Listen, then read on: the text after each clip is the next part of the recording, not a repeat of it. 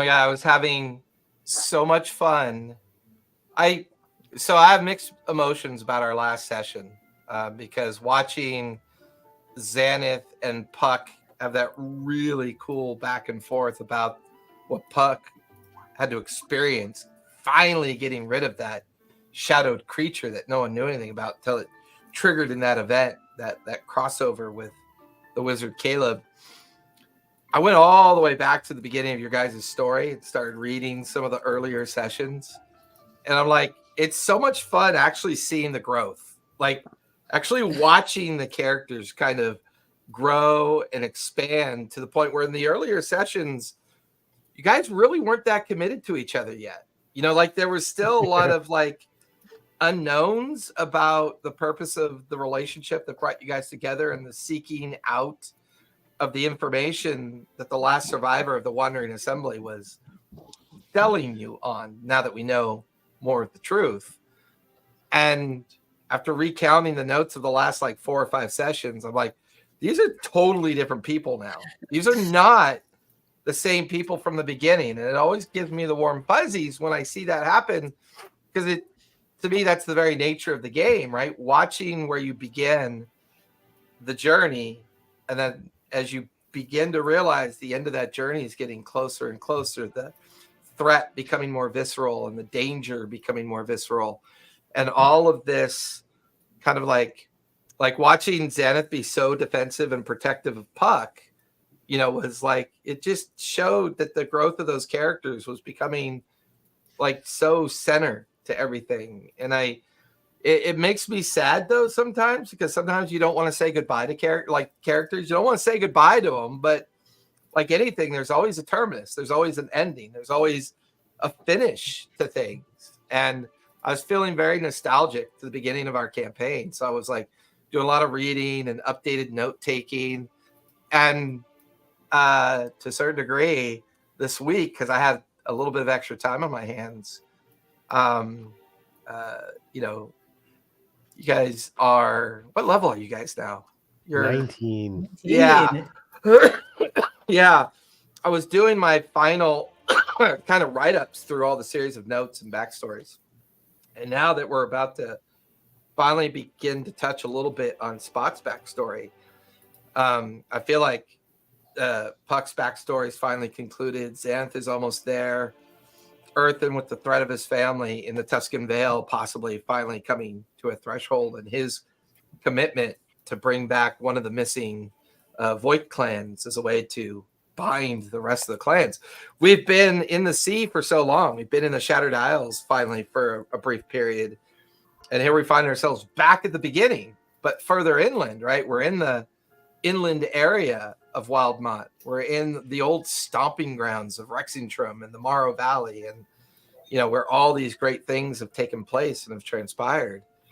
And this week I wrote the 3 final endings. So we're in the final arc, because I wrote Spot's backstory into the final arc, because I always felt that if you're going to be a Chaos Kitty, you should definitely be a Chaos Kitty when it matters, or you know, when it's pivotal into the story. So the introduction of Spot's contact, the Luxodon, is kind of written into that chaos. The eventual encounter that may take place in the Tuscan Valley, and finally Puck's being free of her past completely. All the things that have occurred to bring us all to this point, and with that weird bit of kind of concern that Xanath has, you know, the idea of divinity fate and the kind of, you know, license of your own choice of your own path, you know, are beginning to kind of overlap with the origin story of Xanath. Xanath does not fit the bill of the typical traumatic upbringing. She came from a great house. She came from a great family. She just thought the world would be interesting to see. And here she's been traveling with a gnomish chaos seeker, a chaotic kitty, and a very kind of, how should we say, paranoid, distrustful, typical human to a certain degree. Yeah. You know, it's been a journey. I resemble that. You do resemble that. But where we last left off, the team having experienced the final purge of this chaotic shadow-like energy from Puck, freeing her from this unknown torment that went all the way back to the island of Gnomeworks, where she became a kind of impromptu ceremonial offering by the individual that we once understood to be Davos, and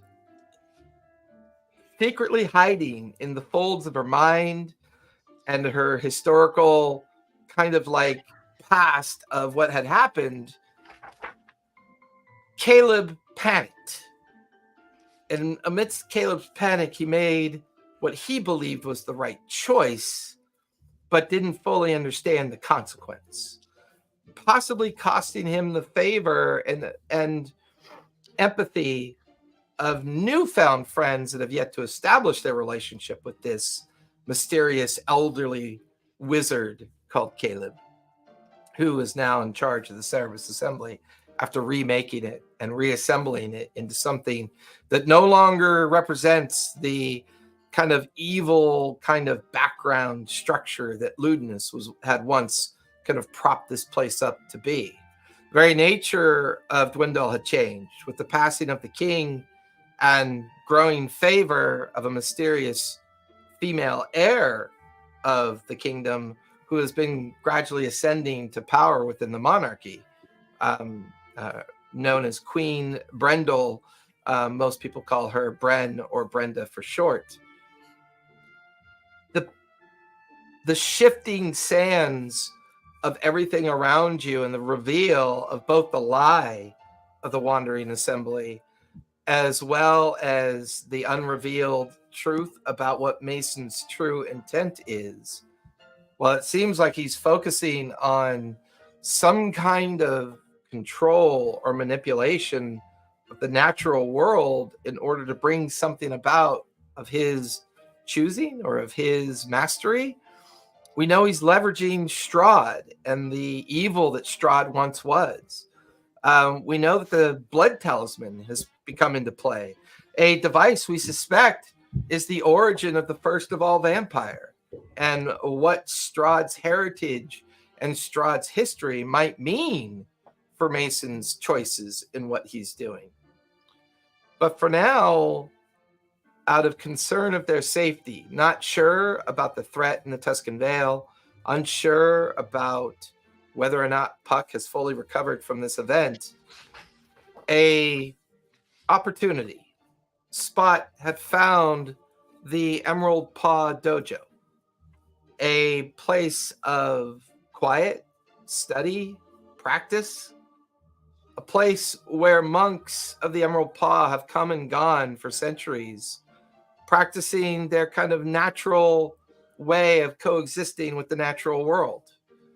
This dojo, this sanctuary that Spot has found, run by a monk, a tabaxi, almost leopard-looking monk that goes by the name, does anyone remember?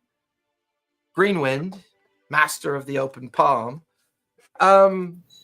This also gave us an opportunity to understand a friend of Spot's, a Luxodon monk, goes by the name of Yellen, who is a kind of mentor for Spot.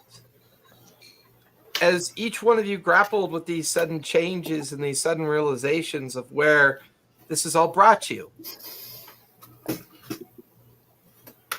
the long rest was given. For once, no sense of ill-fated ending or threat. Waking up to sounds and smells. Tea, fresh herbs, baked goods kind of wafting throughout the back portion of the dojo as one by one, you begin to hear the quiet rising of some of the students that make up this dojo. And before long, each one of you, clustered in the same area of sleep along the communal backdrop behind the dojo, are quietly awakened green wind gently approaching. And for the first time in your life, Spot, you did not hear someone come and approach you.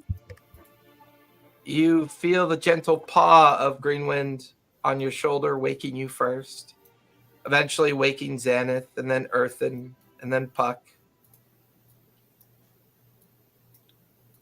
Good morning.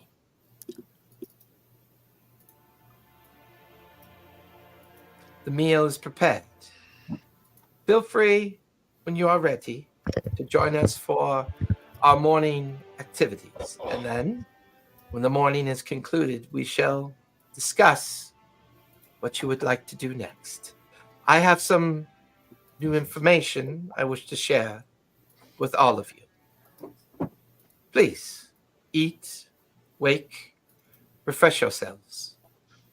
The monk quietly standing to her tabaxi height and then heading out, or his tabaxi height, heading out onto the main floor of the dojo, leaving the room empty except for the four of you.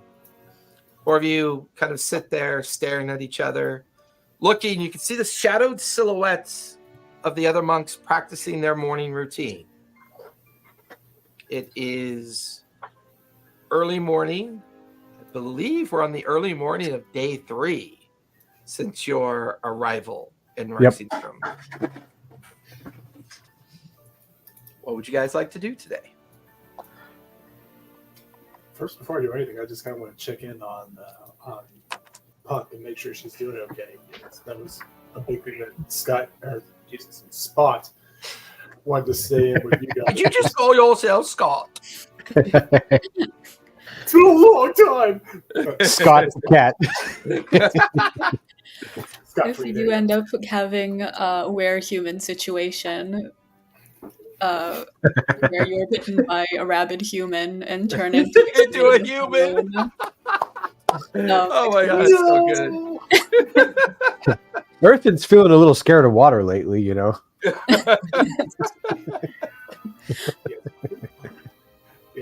They just want to make sure that Puck's doing okay, because she definitely had a rough time, and Spot wanted to be the cat friend there, which is why they didn't go and hang out with the other tabaxi.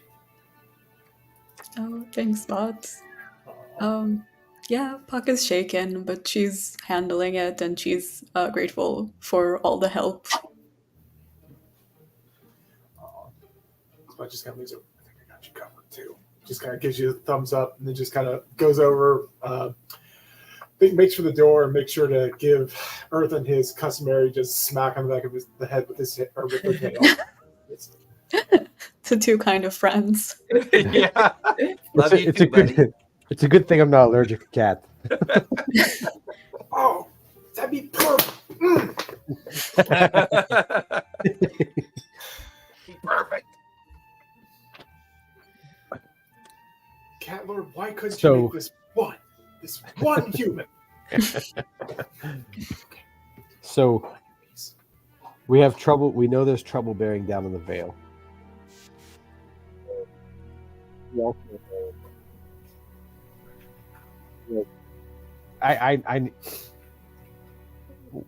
I need to see Ludinus.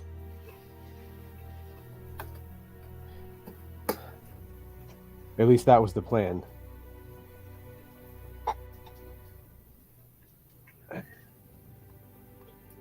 Yeah, he's God's help me. I'm still, as far as you know.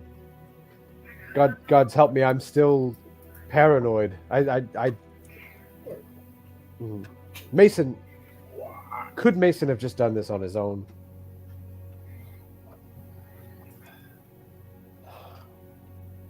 Are you feeling okay, Puck? Quiet for more than a second. Puck, are you okay? Oh, sorry. Yeah, Puck is very shaken, but she'll do what she needs to do. Hang on.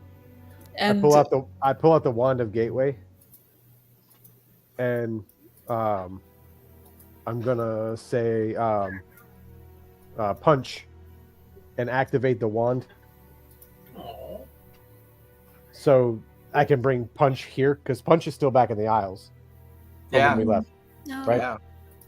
But so I'll use one of the charges of the Wand of Gateway just to summon Punch back here for her. As you watch the gateway kind of quickly form, it's 5 feet tall, 3 feet across, and it's this swirling mass of white, yellow, and blue energy. And then there's this, at first, just this muzzle that partially pokes through the gateway, takes like a sniff, and then half of its head of the tiger pokes through. And then it sees Puck and immediately leaps through the gateway. As it leaps through, it lands right on top of Puck, just very four-legged style. Pins her to the ground and just starts doing those very like long tiger tongue kisses, just sloppily, like just, and then just like just. But then as soon as it's done, like being there, seeing that his best buddy is still okay, kind of very much shifts off of you, squats, and then turns away from you. Oh, come here, bud. Almost like to say, Oh. I'm sorry, bud. wow, wow, wow. When you leave a cat on vacation. Exactly.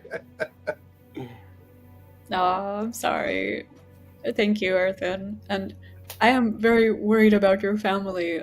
I don't know how long we should wait before we go there. Maybe even just get them out of the way from those whatever that seem like they could be potentially very difficult for us to defeat. Yeah, Vasilisk and the vampire spawn. Yeah, I have some ideas about that, but I think this lewdness thing may need to go first. From what I could tell from my scry, I mean, I think we have some time, but not a lot. I think they're going to be there today. Yeah. Could we take them away from there? Like, could we maybe warn the village to run and get your family just to a different city? Well, I spoke to Caleb about at least letting the green, the what are they called, the Green Wardens know that they were coming. So letting, I mean, at least maybe their journey might be harried a little bit before they can get there. But yeah, I've not forgotten the danger that's coming in the Vale. The other sort of time-sensitive item is when I spoke to and scried on Alara yesterday, she is trapped on Mason's Island, and I was able to get her to basically not report on our location for 24 hours, but that was all I could get. I think we could maybe cascade and pull her through if we want to, although I don't know what we do with her when she gets here. Would she just be an ally of convenience, or would she be a liability? Really, my only interest is preventing her from giving Mason more information about us. Could we pull her into a prison cell, since that's the direction we're heading in anyway? Yeah, that's true. But the prison cells have anti-magic runes on them, so wards on them. Sorry, thank you. So we could pull her near the prison. Yeah. Right, we could get her near the prison. Do they have anti-magic handcuffs by any chance? You never know. That would be something. Well, I understand if you wouldn't be too keen to want to talk to Caleb again, but I could perhaps speak to him on our behalf. I'm not a fan of his, but I'm not a fan of a lot of people at this point. I think you guys can talk to him to achieve whatever we need to achieve, and if he crosses me, I will take a balloon full of tiger urine and I will throw it at him. I believe you for what it's worth. Spot's just gonna look over at Punch and just be like, "Okay, your relationship just got way Hey,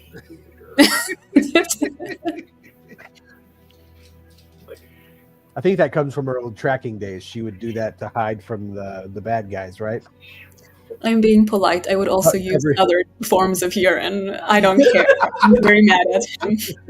All right, D6 inspiration for urine creativity. I like that. Thanks. Well, whatever they've cooked up in there smells good. You didn't have a hand in that, did you, Spot? no, I did not. I actually meant to talk to Greenleaf about that. Like, the least I could do is be of service to the monastery while I'm here. But no, I haven't. Have not touched the food here. Well, I'm gonna go break my fast and try and wash up a bit before we get going on the day. So Earthen's leaving the room to go sit down at the table. Yeah, you head over to the slide, the wood and paper slide wall as you slide it sideways, and are immediately just kind of pelted with the sounds of a unified chorus of kind of reactions to a physical workout that about a dozen monks, young monks, are currently going through. As you look over to see Greenwind kind of guiding them through their calisthenics, he nods towards you and then points towards a long floor table, similar to where you were at the previous evening when you had met Greenwind. And you can see this amazing table of very holistic foods. Like, you could tell that there's no meat. It all appears to be vegetarian in nature. Breads, vegetables, eggs, not vegan, but vegetarian. A lot of grains and cheeses. And you can tell that they take their dietary needs here kind of in step with their belief system and, you know, the way that they kind of go through their physical activity, their calisthenics. Closing the door behind you, you quietly walk over, sit crisscross on the ground, and begin to enjoy your morning meal. What about the rest of you? Yeah, I would go sit down for breakfast. I'm pretty eager to hear whatever Greenwind has to say. Okay. Leaving Puck and Spot.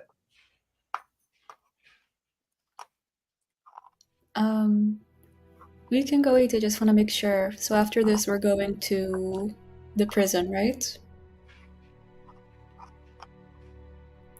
Mm-hmm. Okay, sounds like a full day's work. We got a lot going on today. Puck sits down. Spot, what are you doing? Are you joining them for the morning meal? You're mute. It's still. Sorry. I think I'm going to join them for the morning meal and just kind of look around and see what kind of vibe I get from the other tabaxi here, because it's been a very long time since Spot has been around this many other tabaxi. And there are at least a dozen other tabaxi here of various clan titles and clan names. You could tell by the disposition of their physical look, the adornments that they wear, why they all wear the kind of traditional gi-like robes and stylings of those that practice the monk traditions of the Emerald Paw and the Way of the Open Paw. This group seems very eclectic, even from a tabaxi perspective. No one is alike, and they all seem to have unique identifiers when it comes to the patterning of their fur. Some you reckon are from the Grey Hills, some are from Whitestone Bluffs, some look to be from the Red Mile and other locations that these clans tend to find their way out of at some point in their wanderlust. And these ones seem a lot younger than you, Spot. While Greenwind seems to be a lot older than you and has settled into a life of being the master of this dojo. The others are young, not quite cubs, but not quite adults yet either, kind of somewhere in between, as if this is their last thing that they're going to do before they determine where their wanderlust might take them and where they choose to wander and practice their nomadic rituals, as all tabaxis do for a brief period of their young lives. As all of you sit down and consume the meal, before long, the 15 minutes of the opening work of the monks ceases. They eagerly and silently go and collect their rucksacks as they begin their day's worth of outdoor activity, leaving Greenwind behind in the dojo to join you at the table. He quietly sits down opposite of the four of you. Well, I must say I was in some meditation last night. I have reached out to your friend, Spots, Yellen. I know where they are. They are currently offering themselves up as the temple ward of the Red Mile. This is a place deep in the Grey Lands. I expressed my concern about your journey and the journey that you and your friends are on. You may want to pay her a visit when you get a chance. They may be able to help you. Other than that, a strange visitor this morning before I woke you. A very humble-looking wizard came by the name of Caleb. Needless to say, I told him that you were busy and to seek you later. So, after our discussions last night, what is your plan? What are your choices you plan to make? At this point, I definitely want to meet with my old teacher and see if she's able to assist us in our quest here, or in our errand here. I don't know fully. I feel my wanderlust is coming to an end, but I don't know quite what I'm going to do with myself. I feel drawn back to Oreskos, but I don't know. Well, if you feel your wanderlust is coming to an end, perhaps it's time for you to open up your own place of study. Share the knowledge that you've learned, teach the cubs as they come of age, and help them begin their journeys, much like I have. It's been a long time since I've wandered this world. I was kind of thinking about that, either building a new or refurbishing an old monastery in my village. I don't know, maybe, but there's issues going back, but nothing that I can't deal with, I'm sure. You know, the Tabaxi that were in here are a lot more well behaved than the last group we met. You just see Spot's tail just hovering right behind his head, just looking for any kind of non-verbal cue from Greenwind. These ones aren't drinking alcohol that makes you go unconscious. Yeah, it melts your skin on your face. You know, I meant it as a compliment. All Tabaxi must find their own way. Some go this path. Some take the path of the sea, some take to the path of the air, the land. How they wander is their choice. Not all come back. Those that do help the clans that receive them back to teach and mentor those that will begin their wanderlust at some point. Not a perfect system, but it's kept us moving along quite nicely.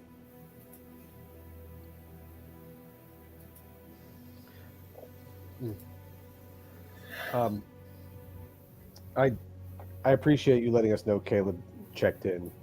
I will probably seek him out on our way to the prison. So you still intend to move forward with your conversation with this lewdness then? It's just unfinished business. Do you still continue to seek the shelter of the Emerald Paw, or will you and the others be moving on?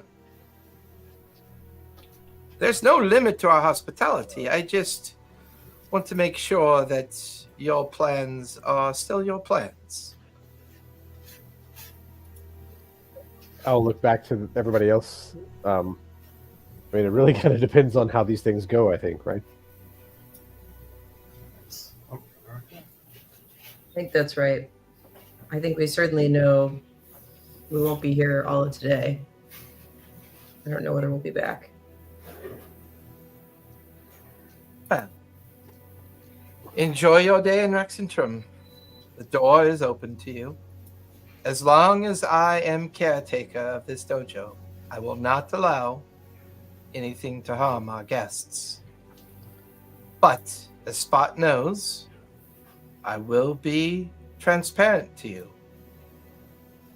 We do not allow evil here. Leave it at the door. Don't invite it in.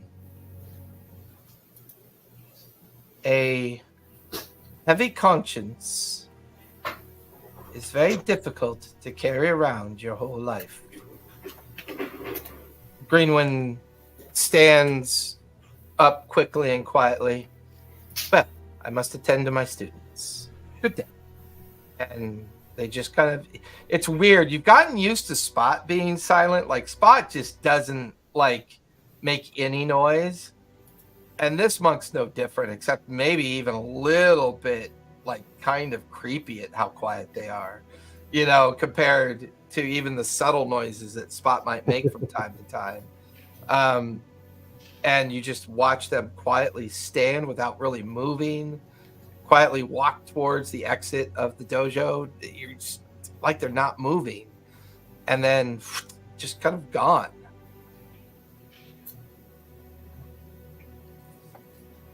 I'm going to stand up and splash my face with water, like kind of rinse off the breakfast and, look back at everybody else. Spot is recoiling from you right now. I need you to know that. That's good drinking water.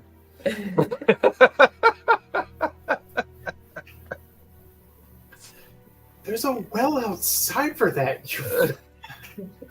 Oh. Hey, I only act like I know everything. Come on. I'm sorry. Just turned to Puck and Xanth's like, man, humans are so uncouth. Apropos, can Puck just go make sure that she does get those pee balloons? I would like to have them. Oh, Cheap splatters. just gotta have them prepared, yeah. You never know. We're gonna say, Caleb, I'm committed to the... As we make our way that direction, do you want to try and stop at any shops or markets here in Rexentrum? I mean, how is everybody else looking on supplies? I'm perfectly fine. I think I'm okay for supplies. We kind of spent a lot of money recently, so Puck is gonna be a little greedy now. Be a little cheap.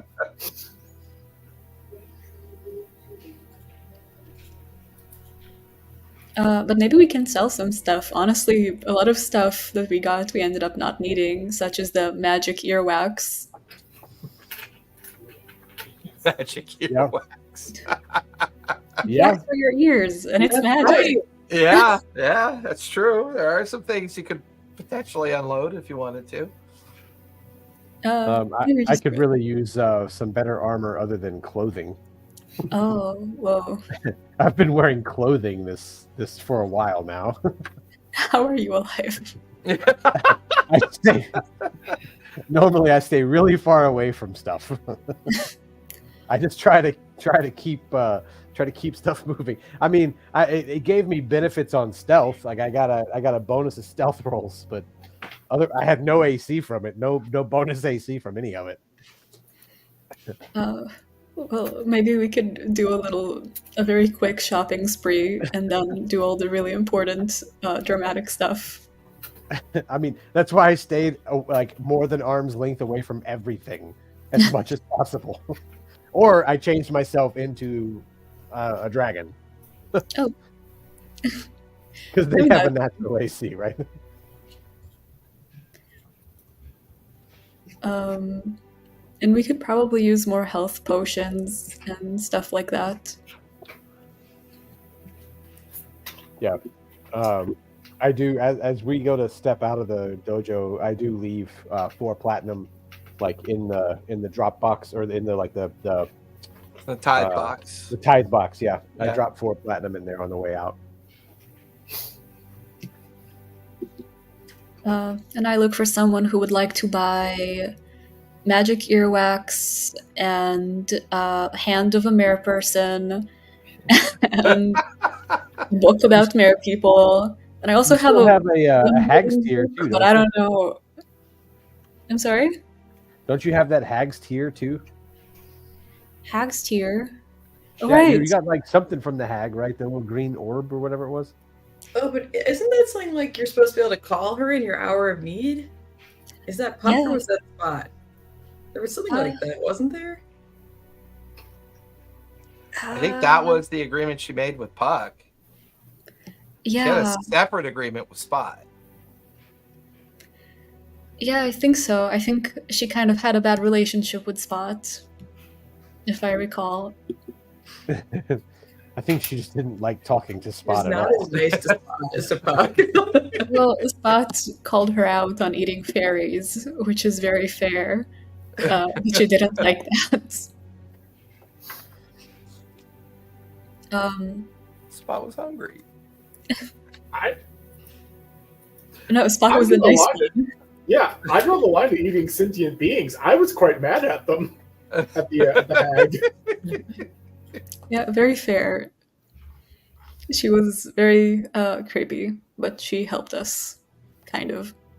No, not kind of. She helped us. Yeah, sure. Yeah, no, I mean, she gave us the coin. Very grateful for that coin. The coin did come in handy. So yeah, I'm just gonna look to see if I can sell some of my adventuring stuff. Okay. It's an interesting area. Rexitrum historically has always been made up of different, like, 4 dominant areas. You guys began your journey here in the Shimmer Ward amongst the candles, where the Great 5 Towers, or the Great 5 Spires, that make up the main kind of original control of the Cerebus Assembly. But that has been eroded, and most of the function of the candles is a bit more administrative now. The grounds of the castle, and where the family traditionally maintained control, which is called the Shimmer Ward, the old buttresses and walls and gates that once kept the Shimmer Ward separate from the Mosaic Ward are mostly gone at this point. The King's Way has been renamed to the Queen's Way, which is the main bypass that takes you out the South Gate, or if you were to go north of the city, you'd be at the edge of the Pearlbow Wilderness. The Tangles makes up the kind of southwestern area, while the Mosaic Ward dominates most of the southeastern area. But due east of the Shimmer Ward is an area of slums known as the Mudtop Ward. But it's also the greatest scene of both reconciliation with the people of Rexentrum, as well as reconstruction. A great deal of the money pouring in to Rexentrum is due to the benefits of the now unified Wildmont Alliance that has been kind of proffered and offered up by the change of power within the Dwindle, the Clovis conclave that is kind of shifting away from the power of a single family along the coast, and the expansion of the kind of peace accords between all the kingdoms within Wildemont and the Kryn dynasty. And this has been the most kind of like stable 5-10 years that has been very much growing since the descent or decline of the Cerberus Assembly and the decline of the Dwindle monarchy, which is now more of a council administrative function than it once used to be. And you guys find yourself wandering most of the marketways and shops of the Mosaic Ward. Before long, you come across what feels like a kind of very traditional area or marketplace, a series of shops and other activities kind of unfolding around you as it's now summer. Spring is gone, summer heat. While not usually this difficult when you're in coastal cities or out in the sea itself, but this far into a very densely packed in valley, as well as up along the Pearlbow wilderness, it gets quite humid here from time to time. And you're kind of beginning to experience one of those Rexentrim beginning humid-like summers. But for you, Puck, there is a shop that catches your eye. It's called the Tangle Weave. And it catches your eye because of the items that are hanging in the window, the items that are kind of like leaning and stacked up in front of it, crates filled with both exotic goods and other things. But what catches your eye first, Puck, is a ink-drawn poster in the window. And it's a poster selling items, apothecary items, and holding a apothecary bottle with a big sign underneath the "Come and seek your famous green bottle ointments and tonics here" is a well-illustrated kind of representation of the halfling green bottle. It seems to be a kind of proof that she is who she is. Not only a curator of apothecary design, but also sells what she finds. Looking through the windows and open door, you can see a very stocky dwarf kind of like placing things on counters, organizing equipment, hanging up armor, and kind of unpacking weapons.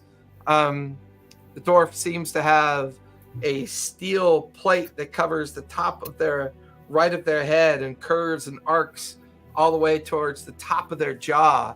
Big, like gray white beard, kind of bushied out and not kept all that well. Wearing mostly just leathers and linen attire, kind of catches you staring at the poster. Hey, I see you staring at my green bottle wares. I've got quite a few of the unguents and ointments inside if you wish to be a purveyor of her goods. She's quite a good person when it comes to such things. So I hear. Well, come on in, enjoy my wares. Oh my, is that the glob of earwax you're holding in? Can I see that for a moment? Yeah, I hand it very carefully. I've seen this before. What are you doing with it? You planning on doing some swimming or possibly something else to do with the underwater? Oh, you've got friends. I got my eye on you, Tabaxi. Please, come in. When you say that, he's just going to steal from you more. But I'd appreciate it as long as you know what he steals, you can pay for it. Anyways, please, come on in, enjoy, look around, shop at your delight. And he kind of goes behind the counter, puts the earwax on the counter, and he pulls out like a small little silver coin around a chain from underneath his, and grips it firmly and invokes a divine prayer. You watch as a bit of magic flares around the earwax. Goes, hey, Is this the real thing? Are you looking to sell this? Is this why you had it out? I'm thinking about it. I haven't decided yet.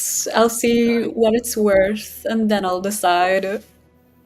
Oh, well, I can do a good job of selling this to sailors and others that travel at sea that don't swim well or find the need to keep the water out of their ears. This is a good portion. I could give you a few hundred gold for it. I don't know. I might need it, so I need a little bit of time to decide if it's worth it for me. Well, of course, little gnome, don't worry. Browse around, see if there's anything I have that you might like. Is there anything else that you might be interested in selling? Well, I really don't want to part with any of these treasures. You have so many cool things. Oh, I'll consider it, but I don't know. I don't know. We've seen some pretty impressive stuff, so it's kind of hard to measure up to that. By the way, is Punch with you guys, or did Punch get left at the dojo? He's with us. Oh, he's with us. Okay, all right. Well, I understand. We have this, and I show him the hand. Oh my! Why do you carry around of a dead hand of a dead person? What? Well, it's not magical, just a or- person; it's a mere person, and A merfolk. oh yeah, and this could be of great benefit to any adventurer who wants to dare their luck with this savage and dangerous people. Oh, he's totally inside. He's totally insight checking you. I just rolled a natural 1. Yeah. He kind of just stares at you. If you say so. Do you mind if I check it for magic? Let us look around a little bit, then I'll hand it to you. I know some people can be a little handsy with the goods, Been there. That's not quite what I meant to do. I was just, I apologize. Didn't mean to infer anything about that. But yes, please, take your time. Look around. If anything interests you, seek me out. Earthling, you needed Do you sell the armor, perhaps? Anything? I do. Anything? I'm. You can see I'm a weakling. I'm very, not very good at the hand-to-hand, and it tends to be bad whenever someone gets close to me in a fight. So I anything you would have. imagine so, yeah. Show the signs of being a bard. Yeah, fight more with your mouth than you do with your body, right? I do, and I think I do it quite well. You must be. You're not dead. This time. Oh, that sounds terrifying. So, if you have, I've heard tales of some chain shirts made by the elves that are fairly resilient, but wear like silks. If you don't have any, would you know where I could find something similar to this? You're talking about elven chain, then, yeah. Yes. Well, I have a couple things here that might interest you. Not quite armor in the contemporary way, but I've managed to get a hold of an item I think you might find interesting. You watch as he kind of turns away from the counter, kind of looks behind some boxes and crates, and just kind of moves some things and pulls out this very shiny, like metallic kind of fabric almost. But you'd swear that they show the markings or earmarks of little round chainmail markings. And kind of looks at you. I would imagine that you're not really wanting to wear anything heavy then. Yes, I don't do well with heavy things. That is true. Well, this here might catch your eye. If you don't mind, hold your arms straight out, would you? as you like put your arms out, you guys watch as he unfolds this fabric and then like almost like a large blanket or sheet just throws it against Earthen, and you hear him utter like an elvish word, which Xanath you would have picked up on for sure. Dissonance. He kind of in Sylvan he says dissonance protection is what he says, and you watch as the fabric conforms to Earthen's body and then takes on the appearance of an elven chainmail outfit, but it kind of blends in nicely with his regular clothes as well.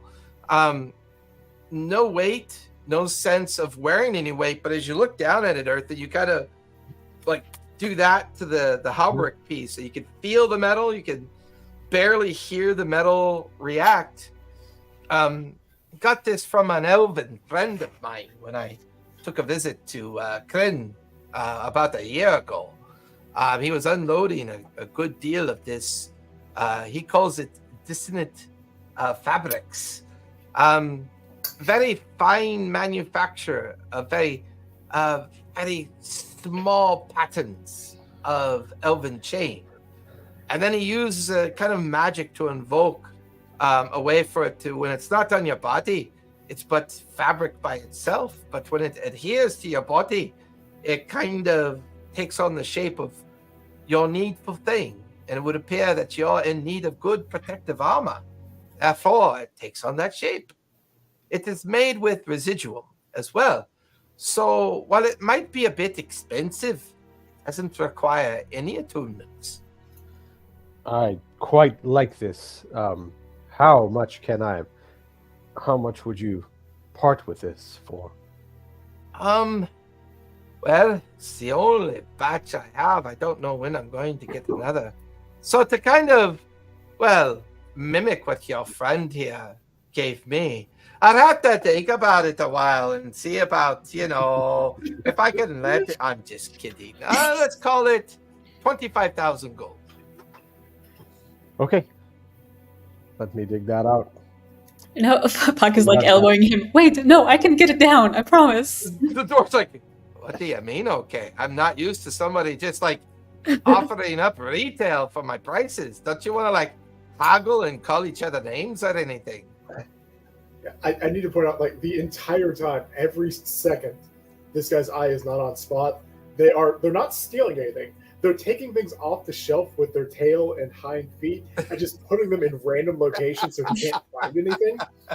Your every inventory controls nightmare right now. You're like, I'm moving the milk over to the cheese. I'm moving the cheese over to the grains. Yeah, I'm being non-destructive, but he insulted me. Oh, you're being mentally destructive. But yeah.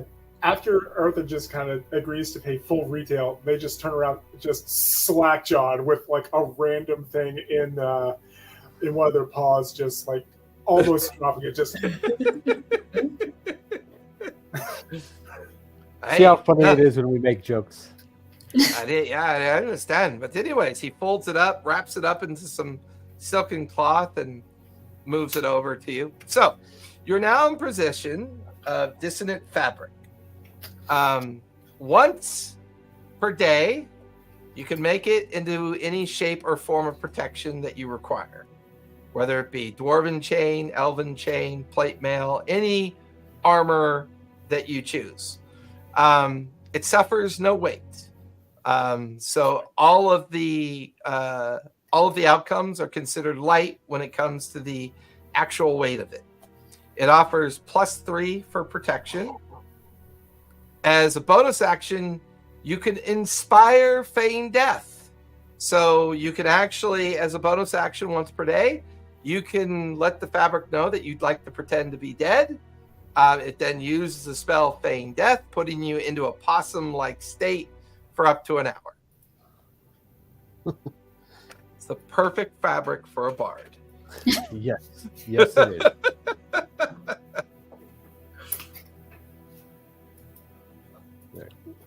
Well, is there anything else I can get you? I mean, I may actually close early and take a vacation. I have something if you want to take a look at it, I take the guardian amulet that is no longer tied to the djinn. Nice. Bit of a piece of jewelry. Is it magical? It was. There was a very angry djinn trapped inside of here that's no longer trapped inside of here, which probably would be why he's angry. Ah, you have been on some travels then. I could take that off your hands for about 1,000 gold if you wish. Sure. It's yours. Then we'll call that 24,000 gold for the fabric. Yes, sir. So Oh, it's kind of- 25,000, not 2,500.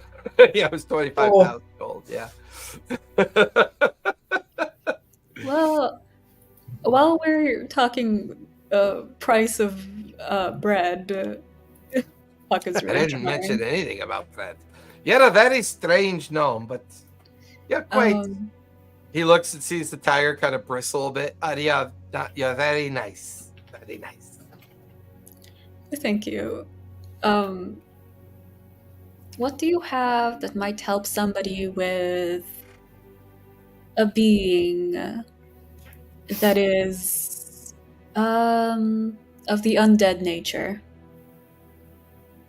Oh, well, I'm a bit of a follower of Tamora myself. I'm a bit of a, how should you say, clergy.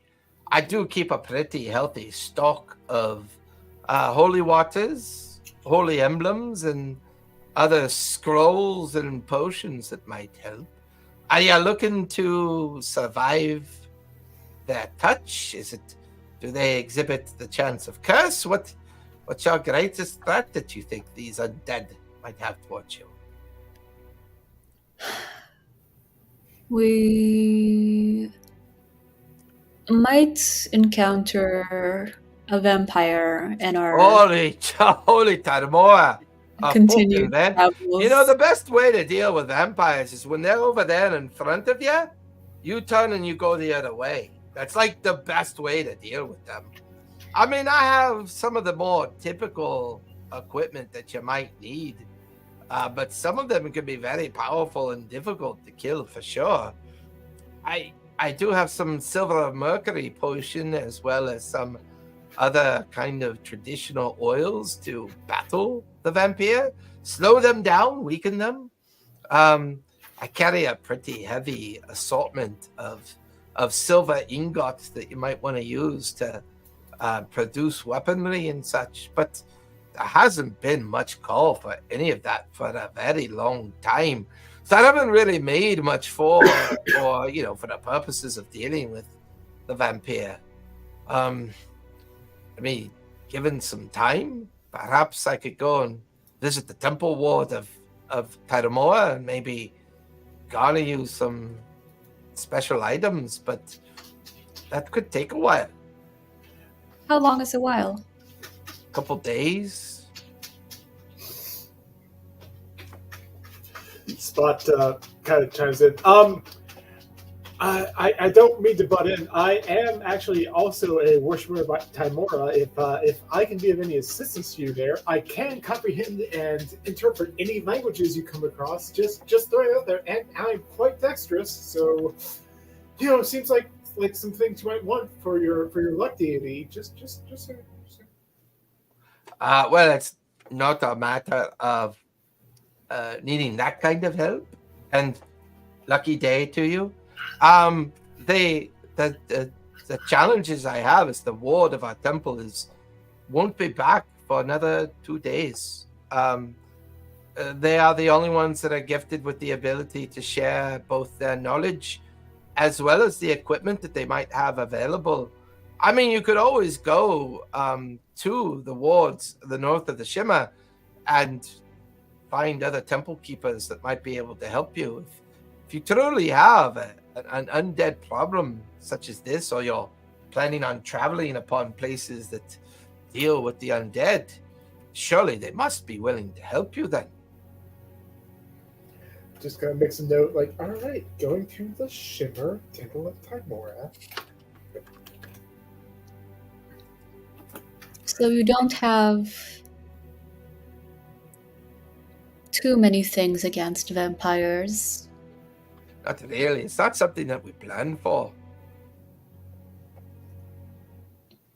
I kind of try to read him a little bit to see if he's telling the truth on that. Yeah, give me an insight check. Yeah. Or can I do, Detect thoughts. yeah. Yeah, you could do that if you're just going for surface thoughts. You definitely pick up on the surface thoughts. What are the surface thoughts? It's just kind of the excitement where you can hear his surface thoughts. Holy shit, 24,000 gold. Holy shit, 24,000 gold. You know, just going on and on in his brain. He seems very excited about that purchase. Can I dig a little deeper and see what he thinks about the whole do you have anything against vampires question? He's able to resist you with a natural 20. That gives him a 26 wisdom save. Yeah, I can't beat that. Yeah. You just feel that natural, impenetrable kind of dwarven stubbornness kick in as you kind of try to push deeper. Do you mind showing us some of your anti-vampire stuff? I certainly can show you what I have and see if it makes any sense for your purpose. I do have a scroll of remove curse. I do have a scroll of turn undead. And I have a vial of silver acid. Simply throw it at the undead. It does radiant and acid damage at the same time. Because it's blessed by the Holy Church of Timora, it means that they cannot regenerate from the damage that they are inflicted upon by this silver nitrate. That's really all I have.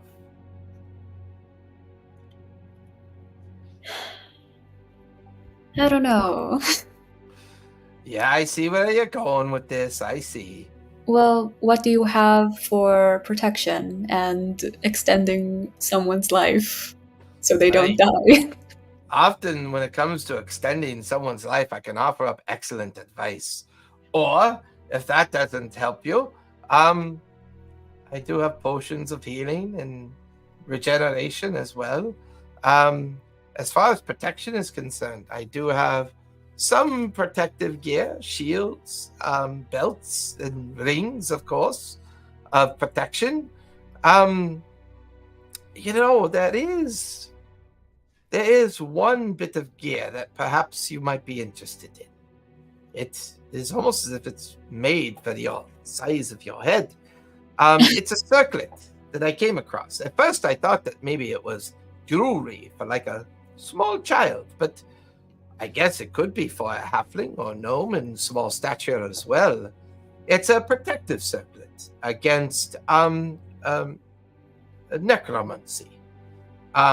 It automatically gives you resistance to all necromancy damage, and if you successfully save against any necrotic damage, you automatically take no damage from the necrotic effect as well. Does not require attunement. That's basically all it does. Never had a cause or a reason to sell it, but if you're going to be facing the undead, I would imagine that necrotic or dark powers could be involved. Yeah, that's pretty interesting. It's a very interesting selection you have there. You know, you've inspired me to show you some of our more serious things.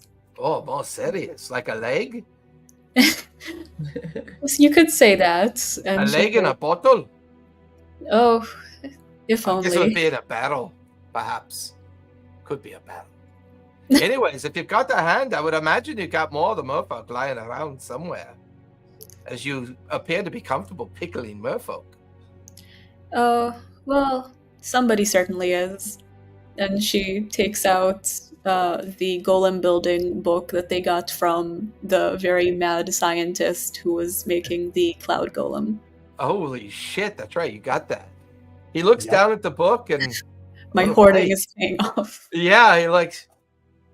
that is fascinating. May I take a glance at it quickly? Quickly.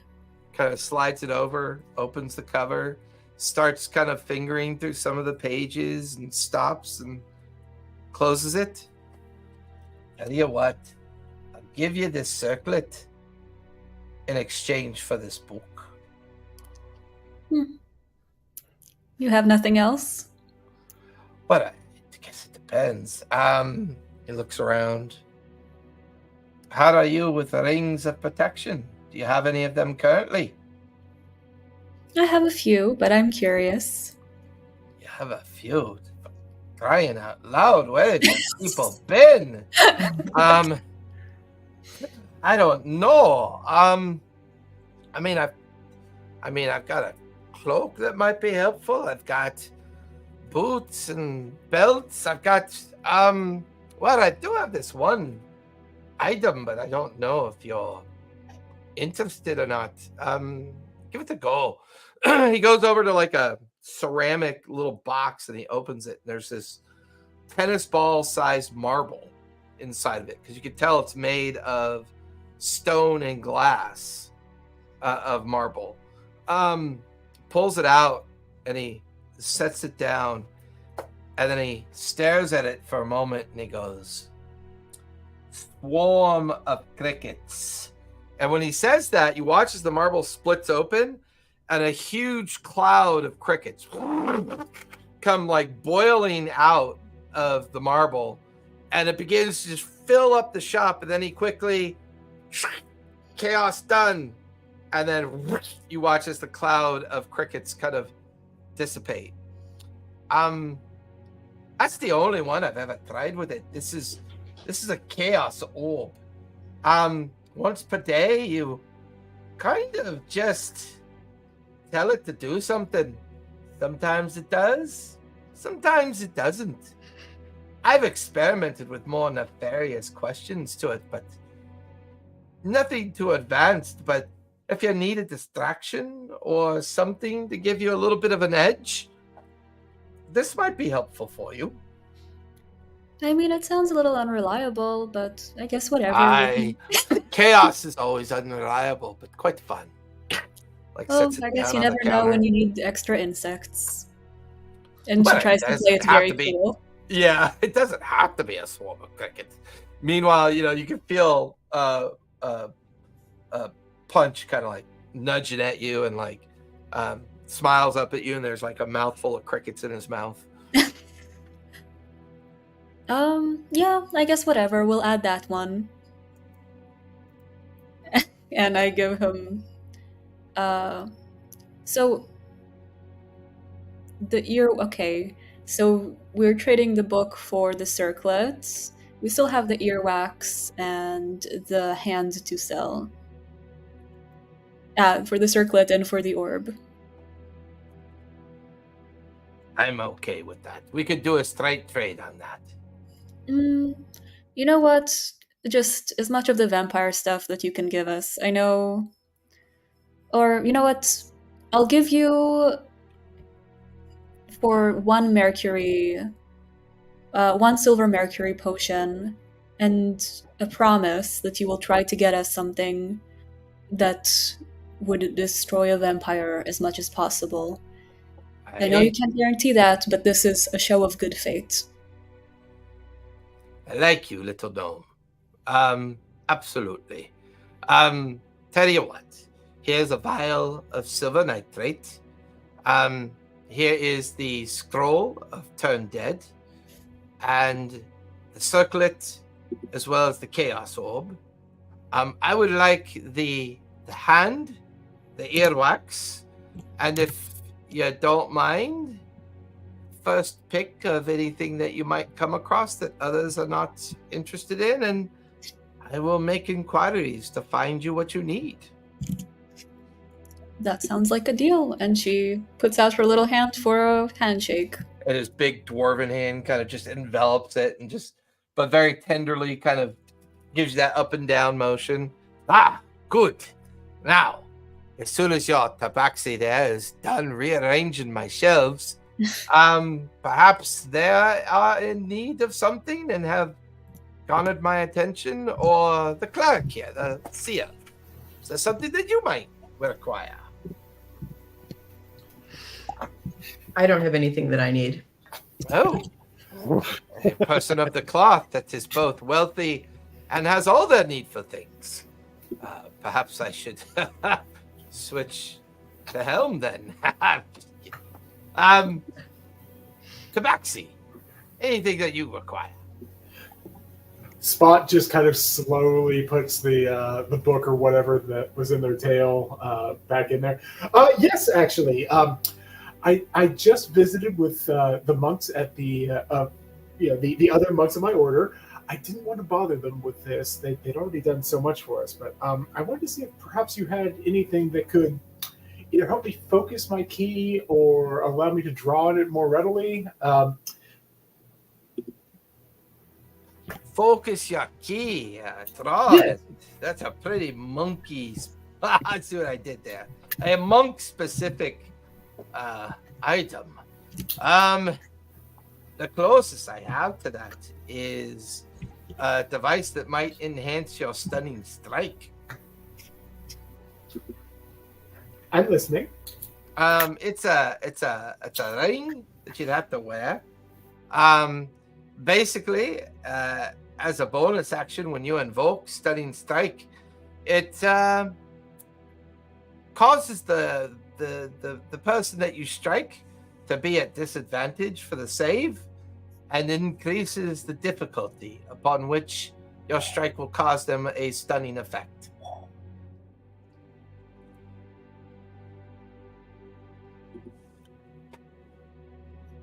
Fortunately, that's all I have. Most monks don't end up here looking to purchase or acquire anything from me. Specifically, they tend to kind of rely on themselves. Oh my god, his picture's frozen, isn't it? I thought maybe he was doing it was. I totally thought he was doing a cringy pause.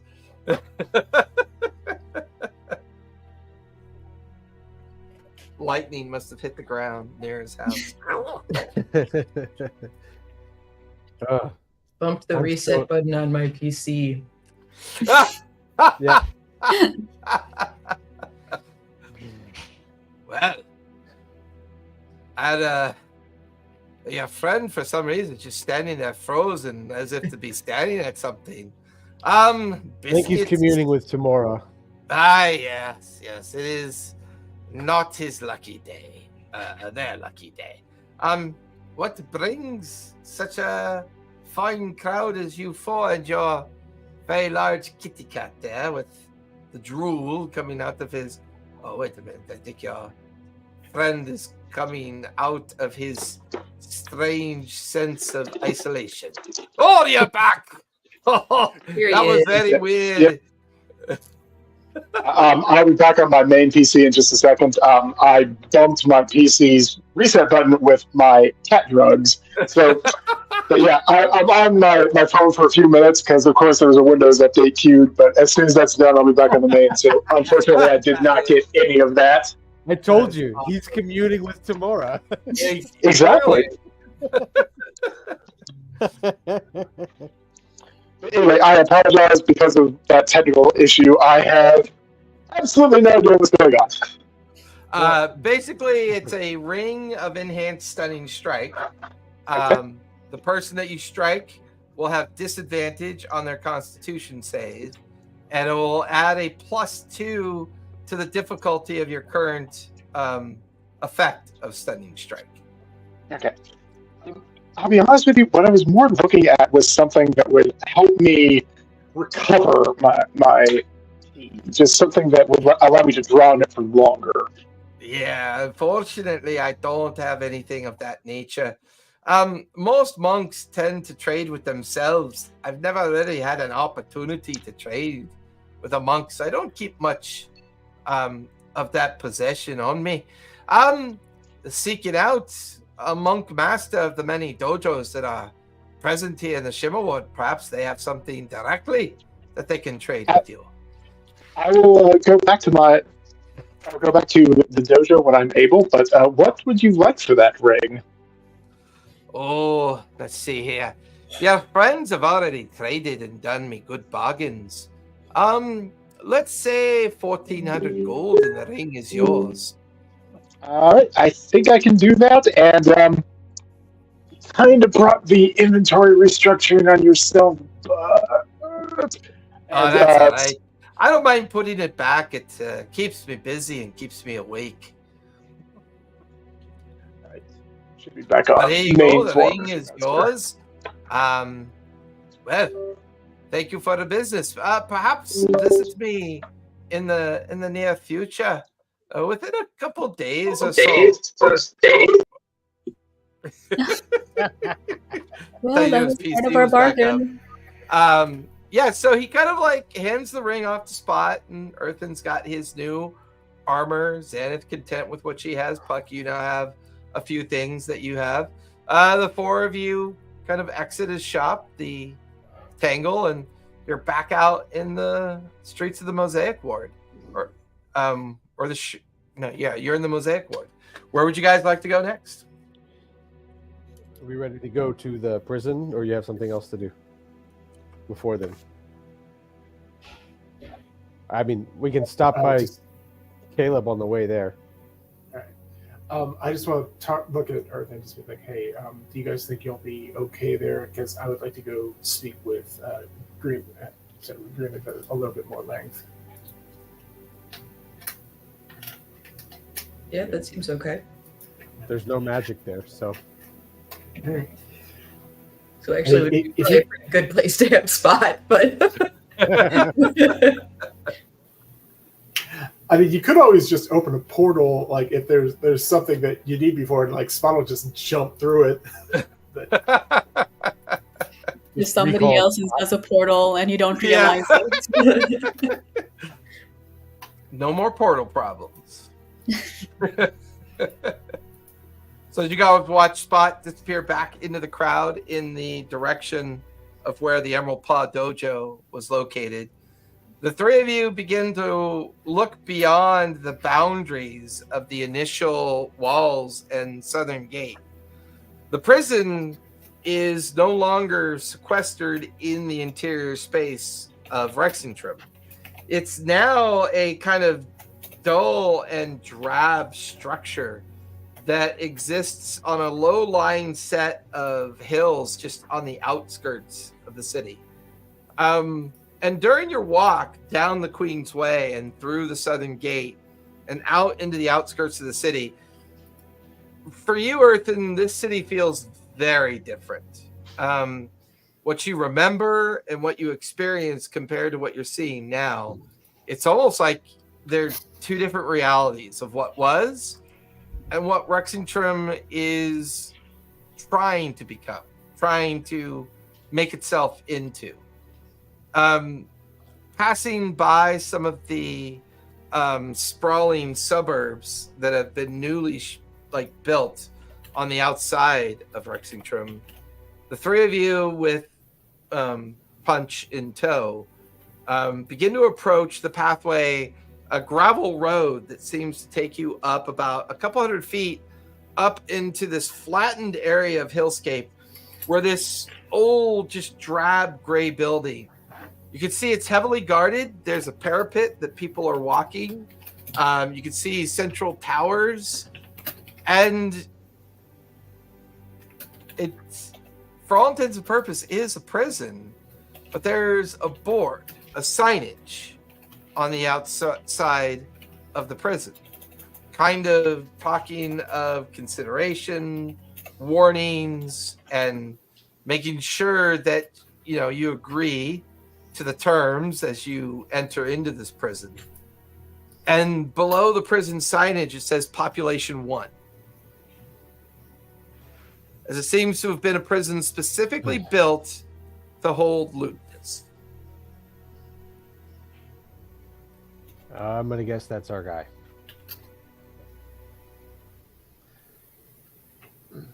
From the signage, is there anything that we need to worry about with our gear? There is, at the bottom, it says simply check in with the master guard at the entrance. and they will give you further instructions. Are you ready? Can I do a deep detect thought on the guards? As they pass by you? Yeah, Yeah, absolutely. before we enter. Are you doing Just- surface or going right down into the... Right down into the... Because I think we were talking about how we're not sure how he's communicating with the outside world.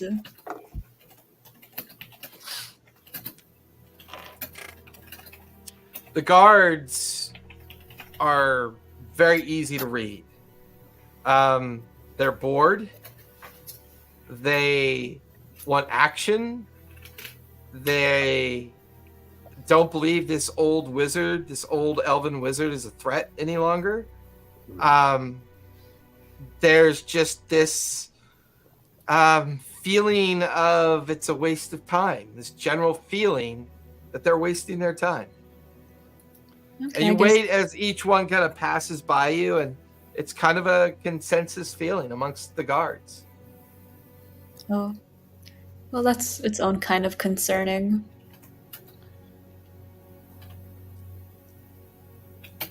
I agree. If you're sharing that information.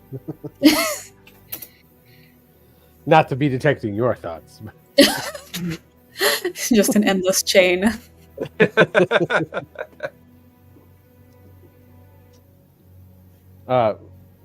So we're going to head on in and speak to the first guards at the guard shack.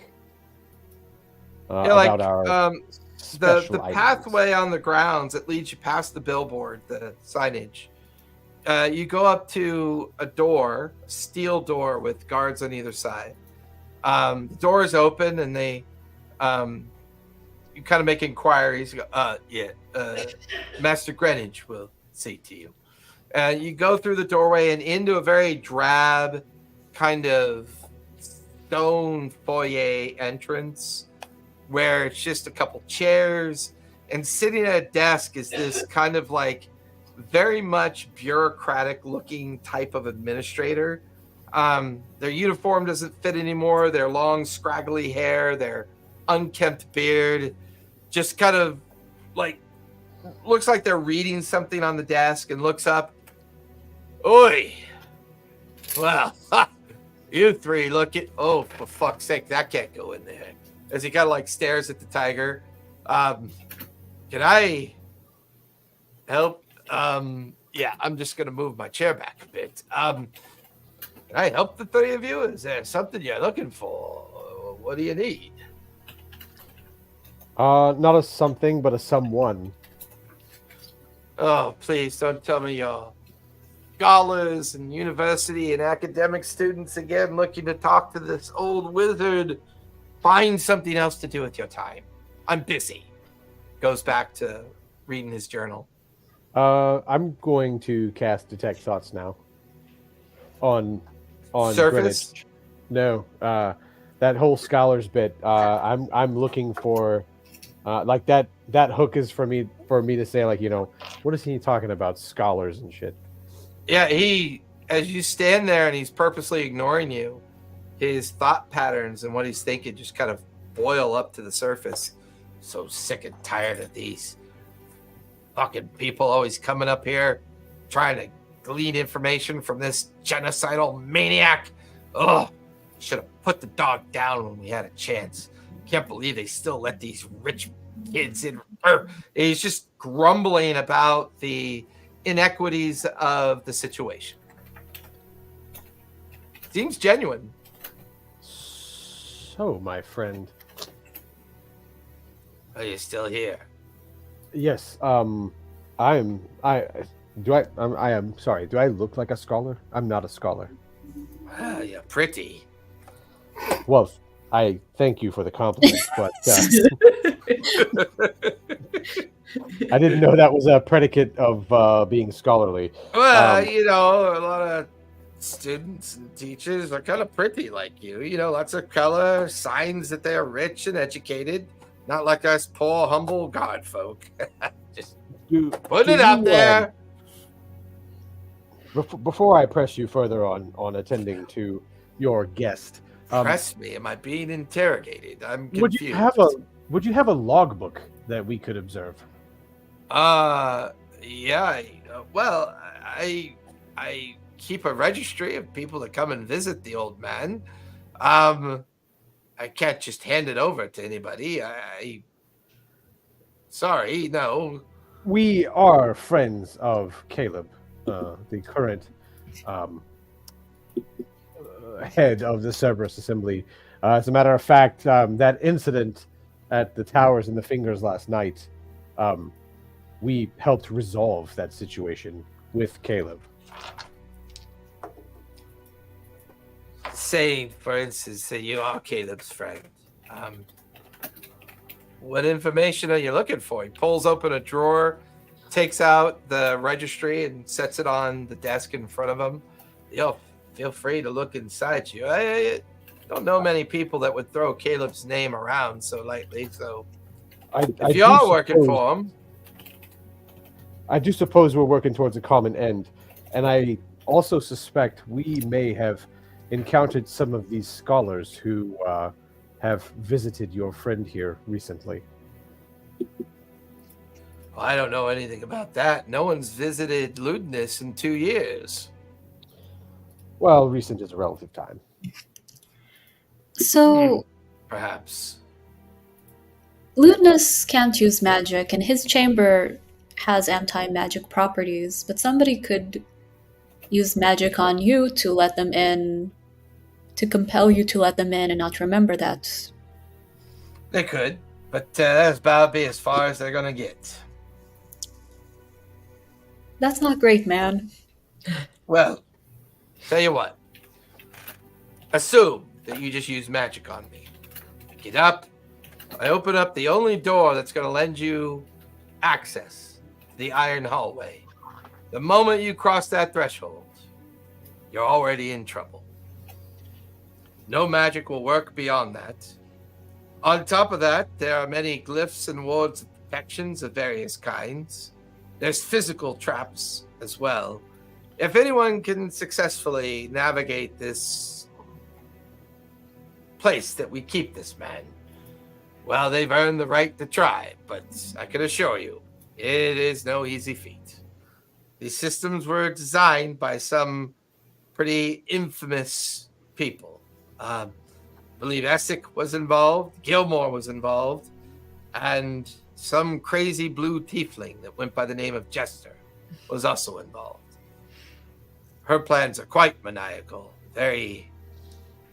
It's like a shiver. Anyways, can assure you. And who would visit the old man anyways? No one cares about the dying elf. Well, what if somebody wanted to do things on his behalf in the outside world? Like what? What could they do? Ever since the apogee occurrence and the near destruction of the Fae and the material plane, most people have agreed. Yeah, Ludinus. Yeah, bad guy. Keep him locked up till he dies. And now that he's separated from the device that used to give him long life, he's far more manageable than he used to be. Would you mind if we looked into your brain real deeply to see if there are any hidden memories there? Hidden memories? I didn't know you could do that. Yeah, feel free. Go right ahead. If you're with Caleb, there's nothing to fear on my side, right? Concerning amount of confidence from this guy. This guy is the worst guard ever. Hey, he's pretty friendly. I'm okay with friendly guards. Okay, I delve into his brain as deep as I possibly can to see if there are any suppressed memories. Take our 5-minute break, and when we get back, we'll see what you find. That hour and a half went by fast, man. It did. How'd that happen? Oh.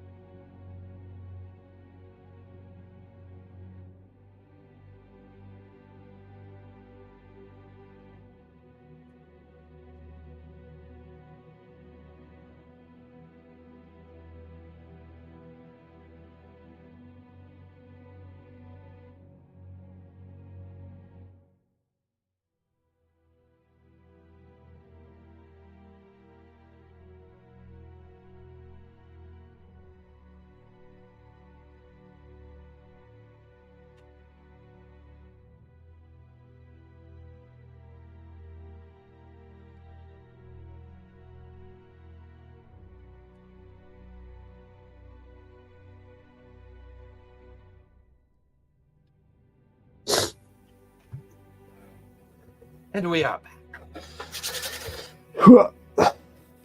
So, Spot, as you make your way back towards the Emerald Paw, the dojo of the Way of the Open Paw, you do recall that Greenwind was attending to the students outside.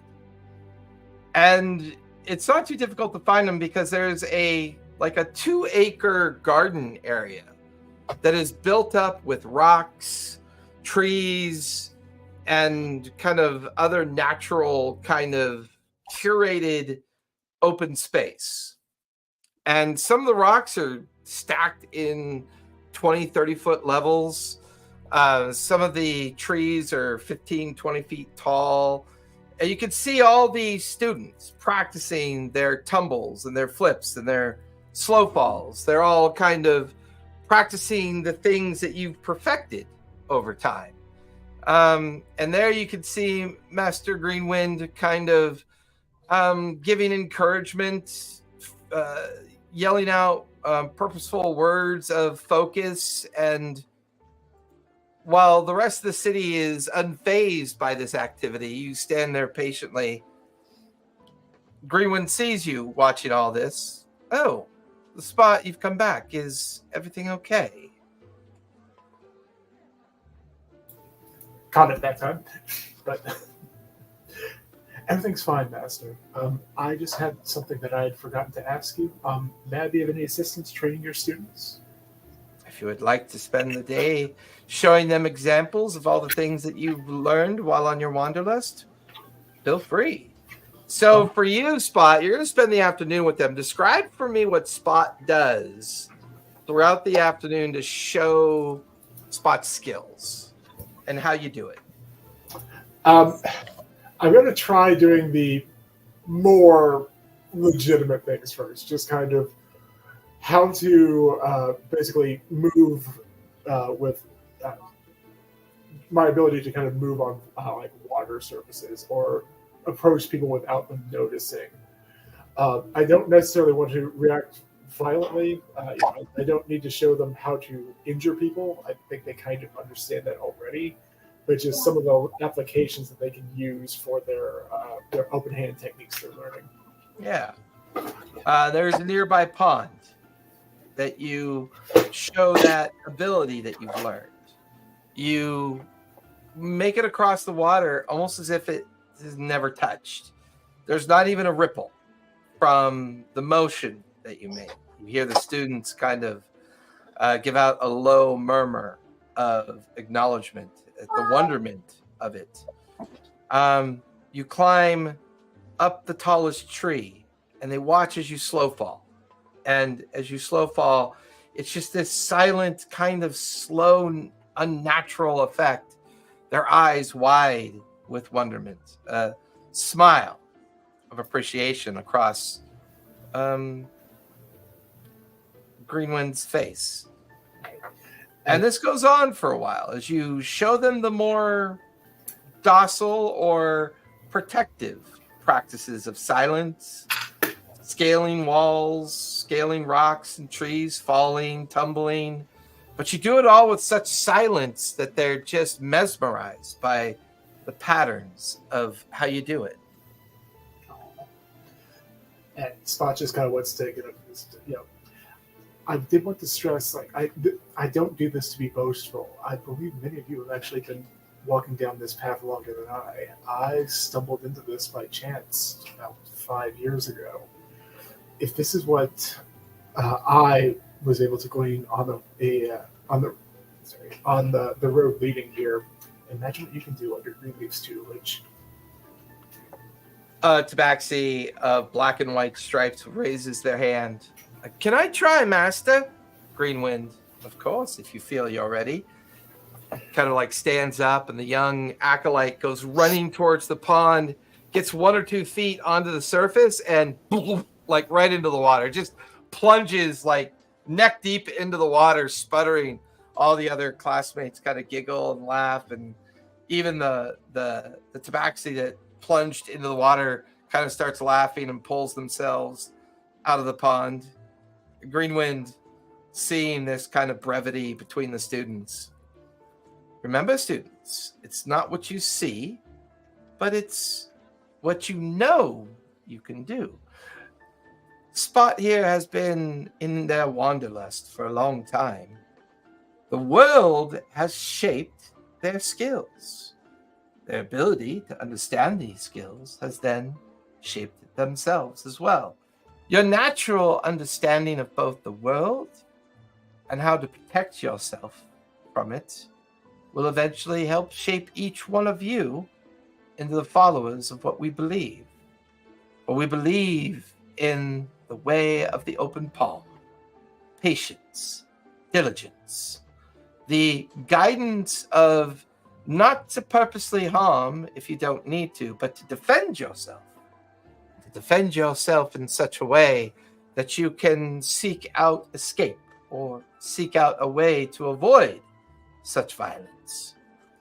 It's only through violent confrontation that things happen and arise that may put things out of your control. And control of the defensive nature of your talent is very important. And if you can't walk the water, then shape it. You watch as Greenwind shapes the water around him. When the water wraps around you, make it your blanket. Disappears, goes invisible, appears in a different section of the garden spot. And the lecture continues as you continue your afternoon in the gardens with both the master and the students. For the three of you, the guard is an open book. An open book to the point that you realize that they're under a magical effect. This guard is geezed. Somebody has placed a very powerful geese on this guard, but not for nefarious purposes, but as a means to protect this guard. This particular guard, as you delve deeply into their memories, because they've allowed you to do it, they have been geezed in such a way that a very powerful wizard is determined to hide in plain sight, to hide the threat of this place in plain sight. So this place and the people involved tell the entirety of Ludinus' story. You recognize the geese magic as being part of Caleb's ability. Caleb has put this guard under a geese for some reason. I knew I was right not to trust him. You're mute, Earthen. You know, the silence bard. I would like to take a look at that book before we try to make a journey in. Yeah, he spins it around towards you, and Ludinus has been in here for a long time. He's been in here for, we're now in the year 1100 post-divergence. It's been 300 years since Vecna, or 250 years since Vecna. It's been 170 years since the failed apogee ceremony that nearly destroyed the entire world, which Ludinus was convicted of doing after his secrets were discovered. His immortality lathe was taken from him. He is slowly succumbing to the true age of time. And within the last couple of years, he's had no visitors. And most of the visitors that he did have prior to that have been Caleb, a handful of other names that don't match those that you have concerns about.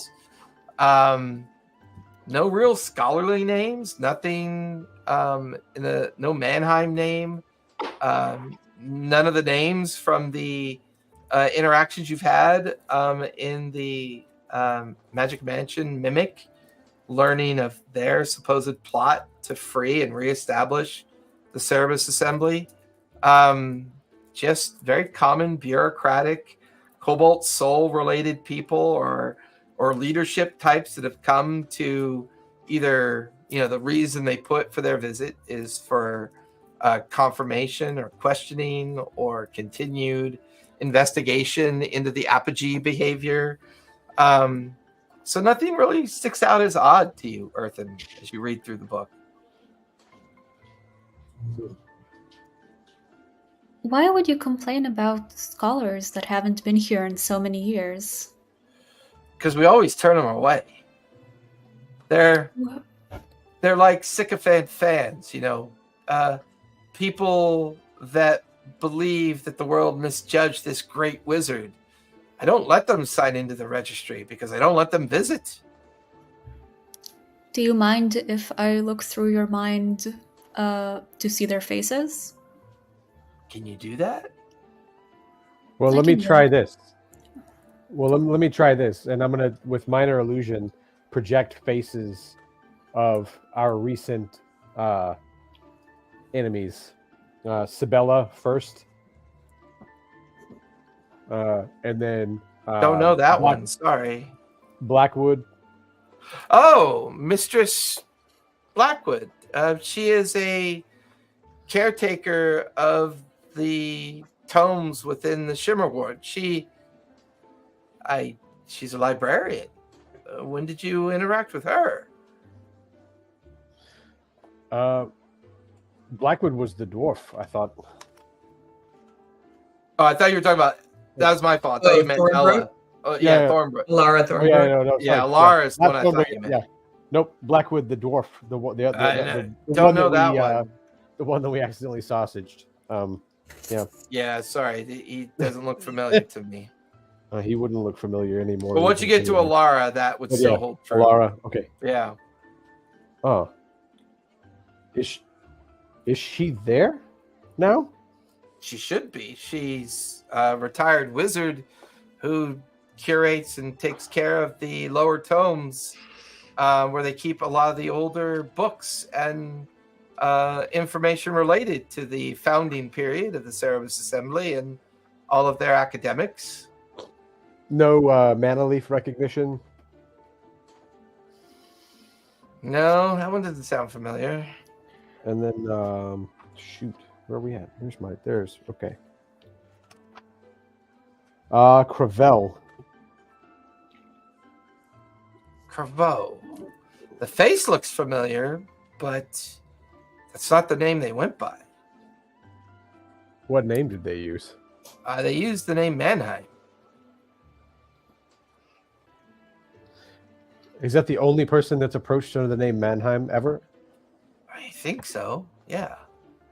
Can I look through his brain to see a little bit about that interaction, if anything stood out in it? Yeah, I mean, you kind of detect his thoughts when you get to that recognition of the face, but not the right name. And you search through his thoughts, and it was a memory of an occurrence of about maybe 9 months ago, 10 months ago. And they looked like the person described, but oh man, would this trigger because you're looking at his memory or his thoughts about it? No, I don't think it would trigger that. So Can I try to trigger it? well, I mean, it's not a matter of trying. For the first time, experiencing somebody's interaction with someone who's claimed to use that name Mannheim, it was almost as if they were invoking a spell. Almost like an arcane ward to a certain degree. What kind of an arcane ward? Hard to tell. Hard to tell with this limited amount of information that you're gleaming from this man's memory and his emotional response to this information. The last face is Alden Fairmont. How did I write that name? I scribbled the last name. The first name was Alden, but it looks like Farragut. Fairwind? I don't think it was Fairwind. That doesn't look like a D. Who is this? And it was one of the people. It was the diplomat from Drusar. way back in the mansion of death. Oh. Like I had All right, Thornbrook, Bella, Tilly, Donegan, Alara, Manaleaf, Cravel, Blackwood, sorry, and then Alden Fairvot. Ah man, I can't read my handwriting on that. Is that long ago, huh? You know, look. It looks like Fairwind to me from my notes. Okay. Maybe I just write badly, but this is the difference in notes. This is since Yeah, then, it was right? Alden Fairwind.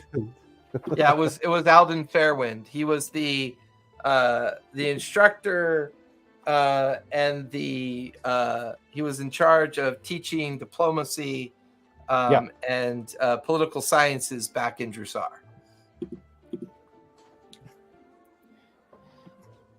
But no And recognition. Technically, probably still alive, as he was part of the group that escaped and Yeah. locked you guys inside.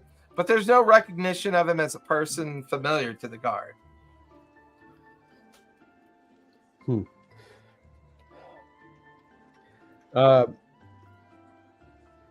Before I go when you said you would allow us in here, but it would be up to us to figure out how to get through this prison. What did you It's mean? not really up to you. We'll guide you down there. I'm just saying that once you cross that threshold, you're under all the same effects and protectorants that keep Ludinus in his cell, of course. You know what? I sense some kind of arcane magic in one of your memories. Do you mind if you concentrate on that moment and I just really, really get in there by casting the spell in the 3rd level? Give me persuasion on that, because now you're really kind of calling him to task, and he's getting a little worried. 18. I mean, technically, you mentioned the right name, and he's under Yeez, so yeah. You don't do any harm. I know it's okay. I've had these experiences before, I think. But yes, okay, very well. Which memory would you like me to focus on? What was the name of the guy with This the guy. arcane? Minor illusion, the face again. The Craval, but went by Mannheim. Or introduced himself as Mannheim. Yeah, just really think about the day you met that person, starting before you met him and leading up to the moments that you recall with him. He kind of loses their focus for a moment, but you bring them back to focus. What 3rd level spell are you casting? 3rd level spell, Detect Thought. Okay, so you're really digging in deep here. It's an image of an open door, similar to the one that you guys walked through. The illusionary image that Earthen presented as the individual definitely matches the memory that you had of this person. But since you're focusing on that specific interaction, it would seem that person used a series of arcane incantations that made it sound like they were using the name Mannheim. It actually seems to be more related to a Dudamuncy spell effect. And you begin to realize that person attempted to influence the mind of this person.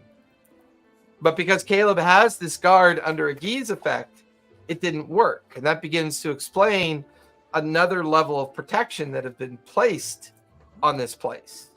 This effect that Caleb maintains here makes this individual practically immune to most mind-controlling spell effects.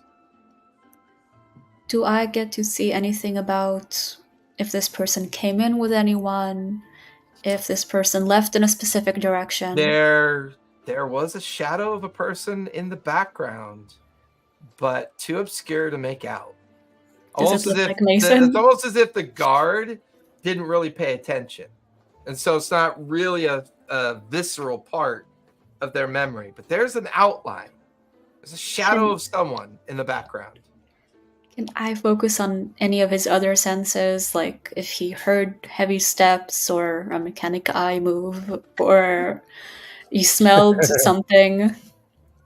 They stood awkwardly, and he has a auditory memory of what sounded like a assisted leg that was reacting to like steam, like every few moments, just that purring and puffing noise of an augmented leg. Does that remind me of anyone specific? Like one of the gnomes from Gnomework, like the spider one, maybe? It's a Well, very maybe visceral mememory for you of A what Mason certain used to look like vampire, before he yeah. turned, before he became a vampire. Oh.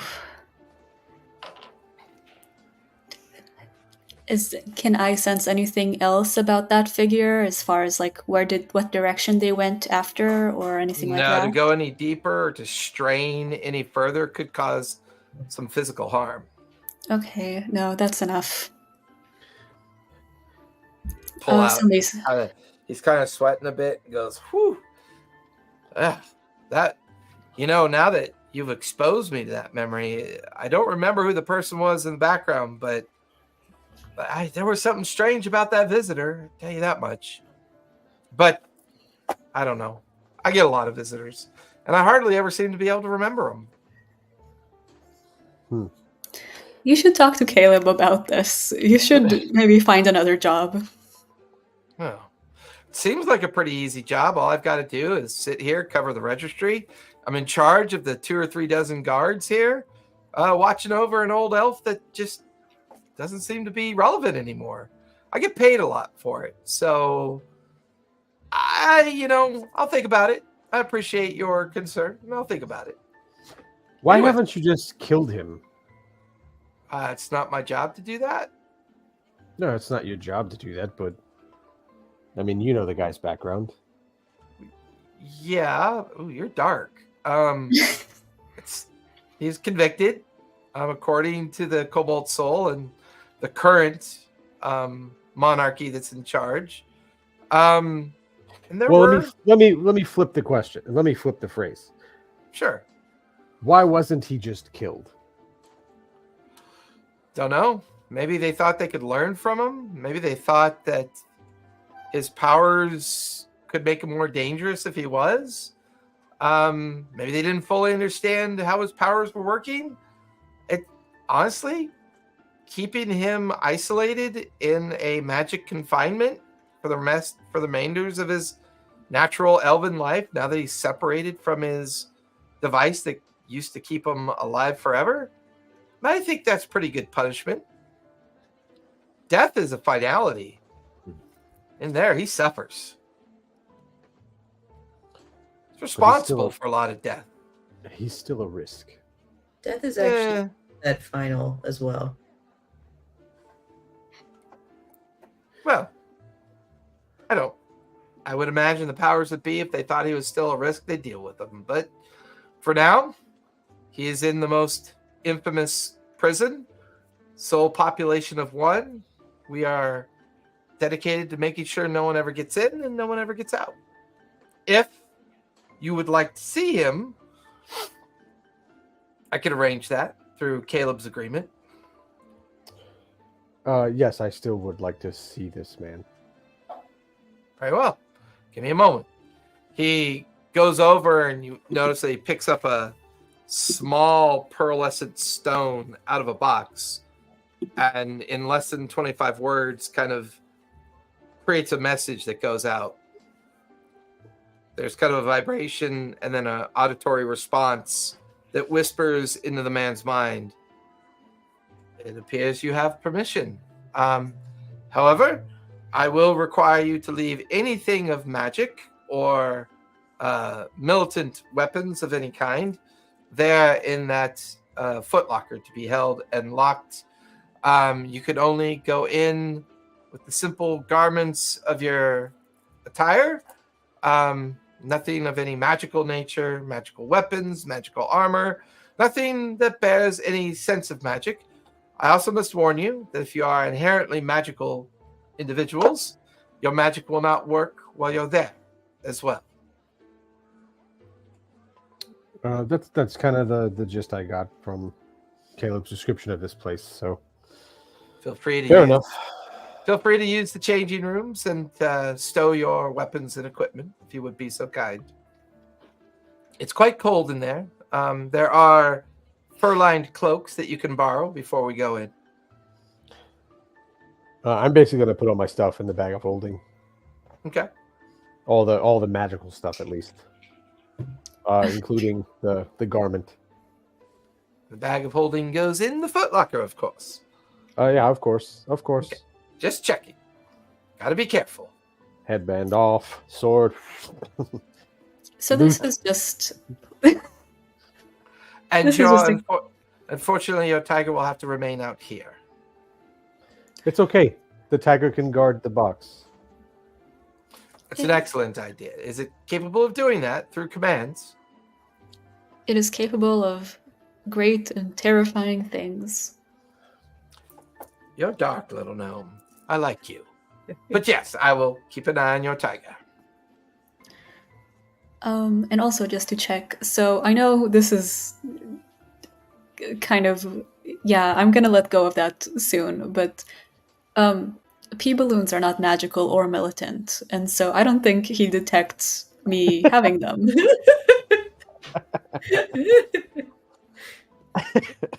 But Caleb's not in here. Well, you know, you never know. Yeah, I would imagine you've got a couple of them like tucked away underneath your vest and stuff. They're not technically magical, no. I on the way in, I hand a few to Earthen, you know, if it goes that way. What? Oh, before you go in, I'll have to have Sam escort you. Oh, never mind then. Sam, be so kind. We have visitors for the old master himself. You watch as the nearby door opens, and this metal creature comes strolling out of the open doorway. Their war-forged kind of vestments and protective markings. Of course, sir. If the three of you would follow me, please. They open up the door, and they begin to lead you down a hallway. It's cold. You can feel the chill in the air. There's very much a sense. It's like there's just this sense of being cut off the moment you get into the hallway. And for those of you that cast magic, you feel that sense of isolation as the magic just fades from you. You can see the wards begin to come into effect, and with the Warforged leading the way in, every now and then he stops, or they stop, to disarm a trap or to disarm a protective lair. And before long, you reach a stone set of stairs that go down into like a very large open space. They lead you down into that open space, and then there's this big metal plate in the middle of the open space. The Warforged reaches down, grabs on to a giant chain that allows it to kind of peel open. And then there's another set of stairs that go down 10 feet to the caged bar of a small cell. As the Warforged leads you down the stairs and into the opening of this cell, sitting in a very small 20-foot by 20-foot cell, wearing very olive and brown drab linens, there is a waste bucket in the corner. There's an empty food tray. It's this very elderly looking elf, drow, like a mixed drow heritage. The pointed ears, the scraggly hair, and there's a subtle cough upon your arrival, just like a kind of oh, mechanical thing. You've brought me visitors, have you? Or what does the cat want to play with today? The Warforged Doesn't say anything, just looks at the three of you. You have an hour, and I'll be back to collect you. No longer than an hour. The heavy metallic creature starts going up the stairs, and then a globule of floating light kind of comes down to hover nearby. And then the scraggly elven voice, "Oh, you don't like the dark, do you?" And then the metal plate closes. As you guys are left in this very small, confined section alongside the cell, the person known as Ludinus turns to look at the three of you. His eyes not adjusting well to the light, as the globule of light preventing him from being able to focus too well. He merely looks at you with a kind of sneer and contempt look on their face. Come to stare, come to wonder at the creature that I've become. What do you want?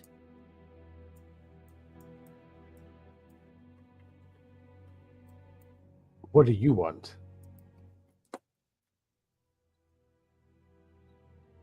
Seems like a strange question. It's you first. What do you want? Doesn't it, though? Ludinus, you and your ilk trailed me for some time. Not you personally, but your ilk trailed me for some time.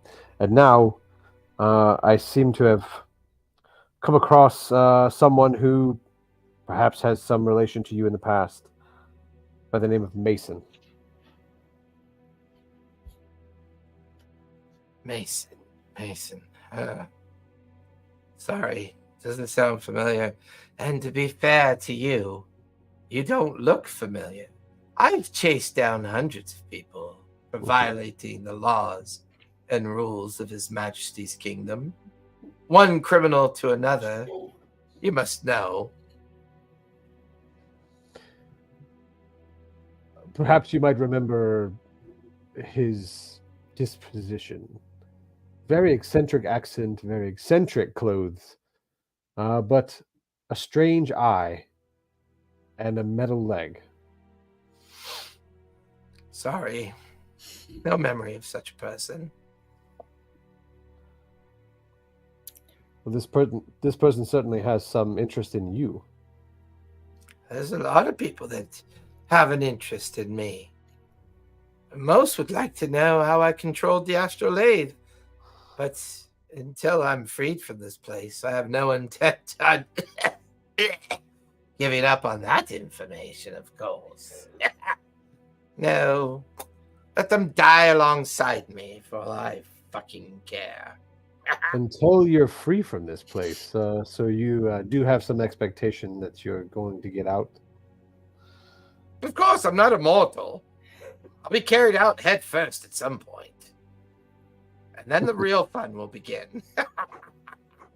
Oh. You think you're gonna become a vampire, don't you? Oh, vampires are for pussies. Quirk. We don't darker disagree shit on out one there. thing. There's darker shit out there than vampires. They're not really immortal anyways. Oh. They just age very slowly. So you think you'll be brought back? Brought back. Who says I would ever leave? We come here representing a man named Mannheim. No one He familiar had to me. questions for you. Someone familiar by that name to me, Mannheim. What a strange name. Sounds lazy. Certainly Why not does it elven. sound? Why does he sound lazy to you? It's the name of a spell. Really? You seem to know more than you let on that. I'm a wizard. I know about spells. You haven't really asked me about spells. Well, about people. I mean, people say that you have grown very stupid with age. Thoughtless, even. I mean, normally I would just use power word kill and be rid of you. But Can't use magic down here now, can we? No, it's kind of pathetic how without magic you're just this kind of sniveling old man. Mannheim told us that. Trying to intimidate me. Not intimidate, just poke a little bit. After all, we've heard all those stories about you. You've destroyed lives. It's kind of disappointing, really. Young lady, I am in a 20 by 20 anti-magic cell for the better part of almost 50, 60 years since the apogee solstice. There's very little you could possibly do to make me feel any more worse or miserable than I already feel. Aww. Kind of leans back against his cell wall and just smirks at She the kind three of of you. boo-hoo. Oh, boo-hoo. I almost feel bad for you. Wow, it really shows you that even really, really evil people are really just poor little puppies. Give me intimidation. This is On Puck that. like exercising the warlock in her. Yeah, right? Her inner warlock. She's is had a coming bad out. day. Bad couple of days. Bad life. No, okay. This is the problem with Puck. She is not All very talk. charismatic. Yeah. You do have your inspiration. Okay, because that's 9, so inspiration would help me. And I have a D6, lucky yeah. point. You know what? And I'm you gonna have a- use my lucky point on this. Might as well. Reroll. Yep. Go for it.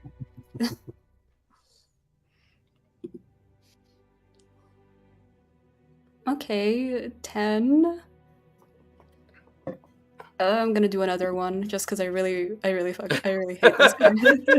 They're like doing the glare thing right now at each other. Okay, I'm gonna Oh go with 10, no! and I'm gonna add my d6 on this. Go for it. Okay, that's 12. Yeah.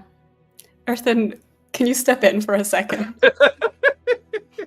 You watch as Ludinus just gets this creepy old man drow smile on his face. Just kind of, this is the best that you could do. So what were you planning on using for a phylactery? Nothing of import. Nothing that you'd be familiar with, I don't think. Oh, you assume so. Phylactery, you say? You come in here with some knowledge, human. I feed off of you. So, Well, that's gross. an item that And kind you would of sad. suspect we don't know. Interesting. Well, I mean, you're But it would simple make people. sense why you don't fear death. Oh, I fear death. Hmm. But I feel failure even more.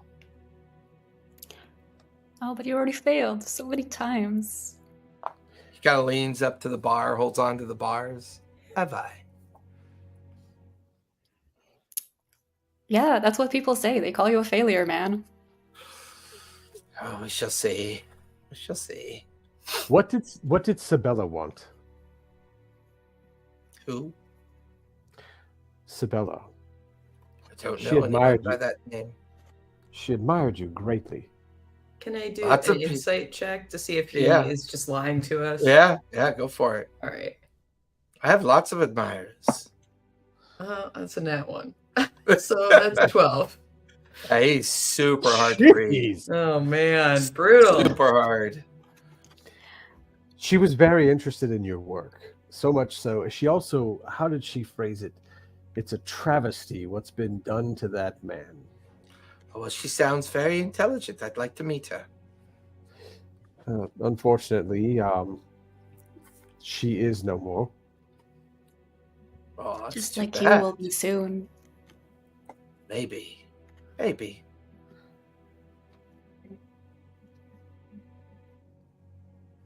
Anything else What? for me?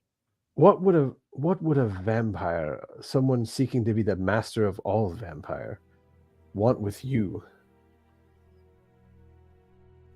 Good question. What would they want with me? I can't offer much from here. Can I look at what he's wearing? Like if there's any article of anything on him at all beyond You can- drab, yeah, the you- drab gray clothing? Yeah, you can give me a perception check. That's Knowing your perception rolls, that's a 92. 29. Yeah. 92. 29 reverse. Oh, so that's where That's everybody's kinda luck really- went. Yeah, That was That's kind of pretty good. creepy. It was a 16 plus 13. So Yeah, that's a hell of a roll. The one thing that sticks out to you is that he's clean. He's disheveled. His hair is unkempt. He looks miserable, but he's clean. No dirt, no smudge, no nothing.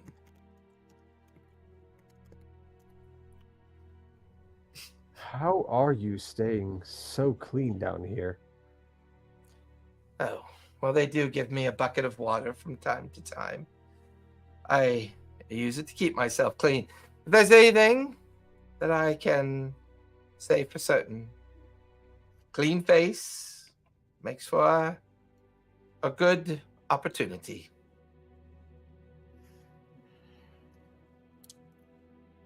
You're clever. You drop words as if my acknowledgement of them gives you information. You have the gnomes start first, only to be replaced by your strange questions. All the while, the servant of Helm lingers in the background. The three of you have seen some things, haven't you? There's some tiredness in your eyes. Bit of sadness, too. Oh, I you wonder creeper. I wonder who's actually in the prison then.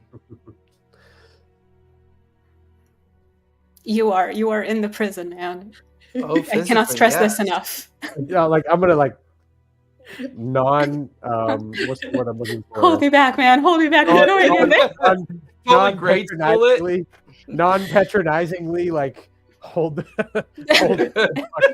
You want to make sure really that not you're trying to be holding her back like an patronizing. adult and not like a petulant child. Yeah, not the whole like finger on the forehead thing. Yeah. Earthen, I've warned you about doing that. Bro, let me at him. Let me at him, bro. You keep saying, yeah, physically I'm here, but my mind is free. I hope that's not some lame thing where you just like really got into reading while you were here. No, they don't let me read books, unfortunately. No, that's so sad. You know, there are some really great romance novels. I think you'd enjoy the paperback ones. Yes, Tess Glove comes to mind.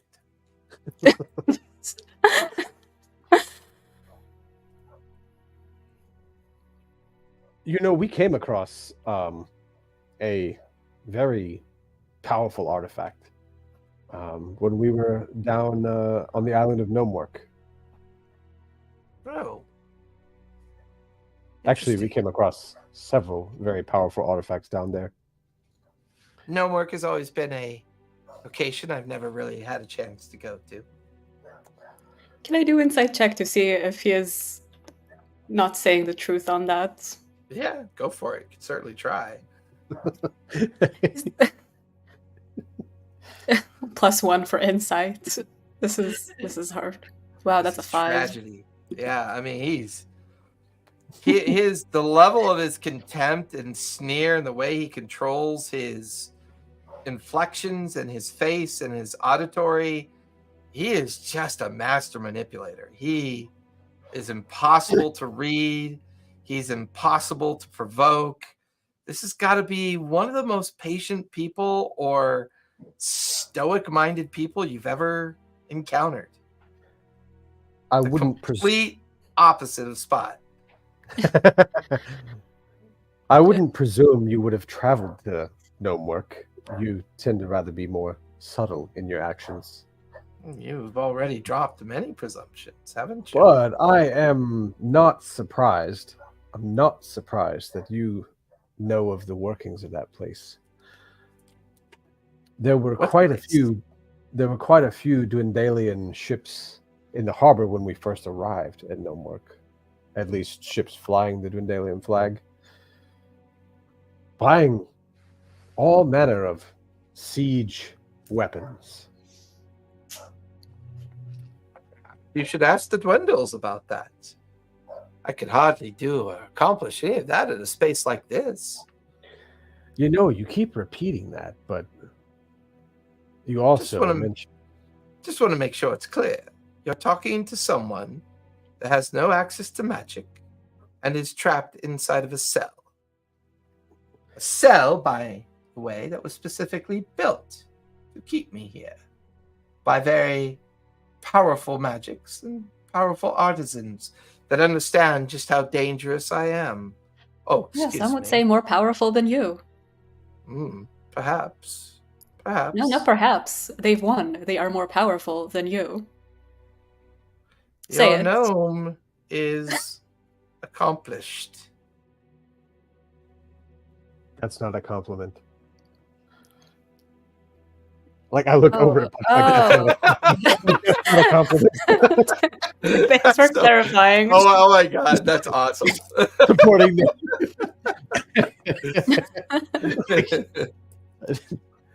Just know that was not a compliment. Yeah. Lewdness. Yes. If one was to come across your phylactery,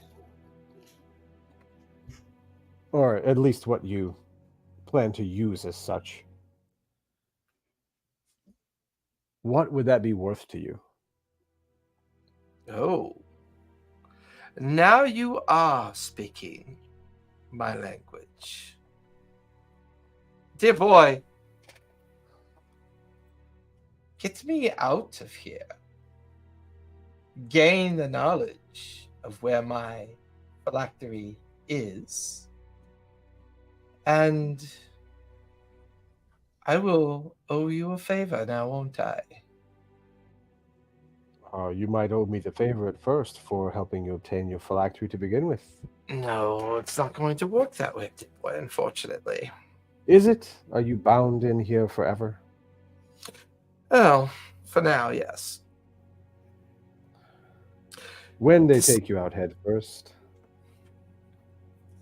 I might be sitting at the door, smiling and laughing. Oh, well, you'll be quite the old man then, but if you feel like lingering that long, feel free. See, it takes quite a while for elderly elves to finally pass. I've got maybe 40, 50 years left, max, before I succumb to the magical resonance of no longer having access to my phylactery. But a lot can happen in another 40 or 50 years. A lot could happen in another 40 or 50 hours. It's just a matter of patiently waiting for the outcome. And when that outcome occurs, taking advantage of such occurrences. See, dear boy, the one thing I can say with absolute, resolute understanding of the world itself is it's always under threat.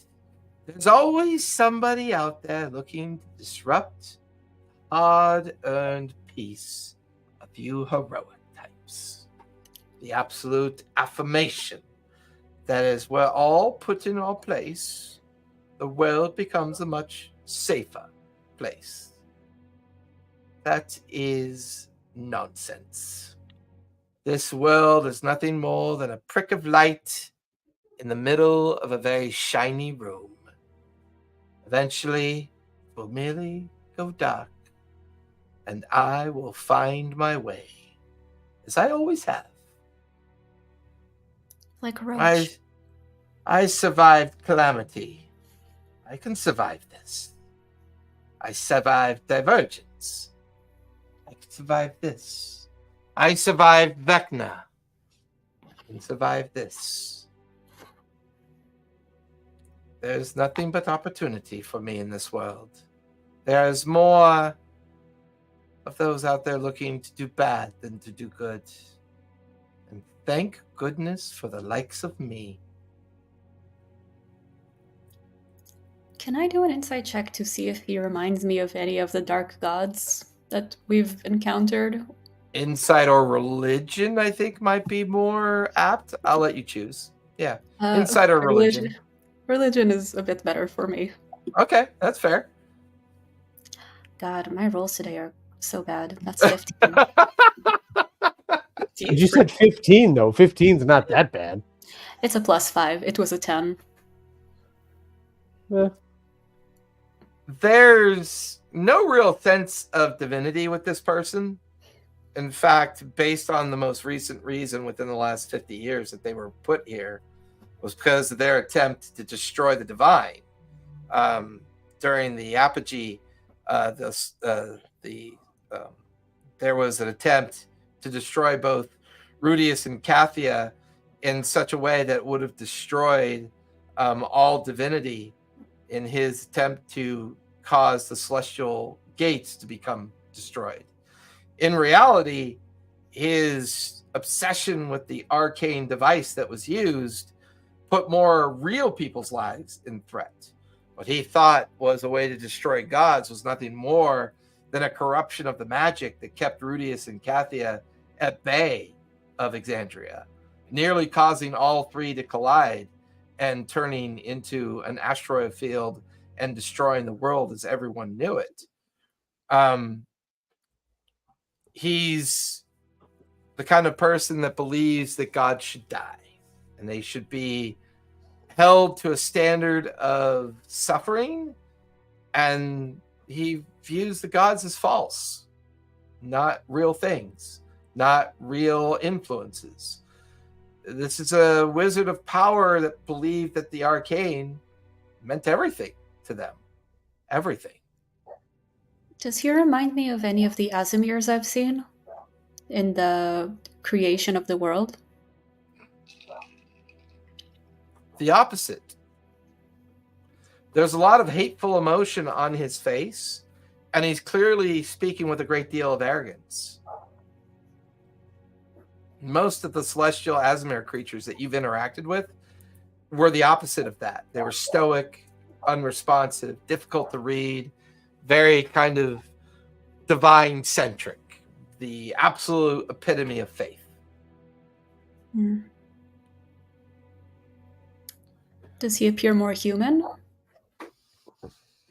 No, he looks like an aged He's drow. He's got the white hair, got a little bit of the drow mixture, the elven prominence of features. He looks like a drow, or he looks like an elf who's been aging very rapidly over the course of the last 50, 60 years since his imprisonment. Hmm. You know, our aims are... Oh, go ahead. Sorry. No, go ahead. I talked a lot. You haven't talked much. Yeah, I mean, I think the comment about him being weirdly clean is making me wonder whether there's some suggestions like he can do some minor cantrips or something in here that are allowing him to like keep himself clean. So I'm wondering if I can just do like an insider perception or something to try and figure out if that might be the case. Yeah. You can give me Arcana if you want for that one, because it's very specific towards magic. Mm-hmm. That's a 19, so that's a 21.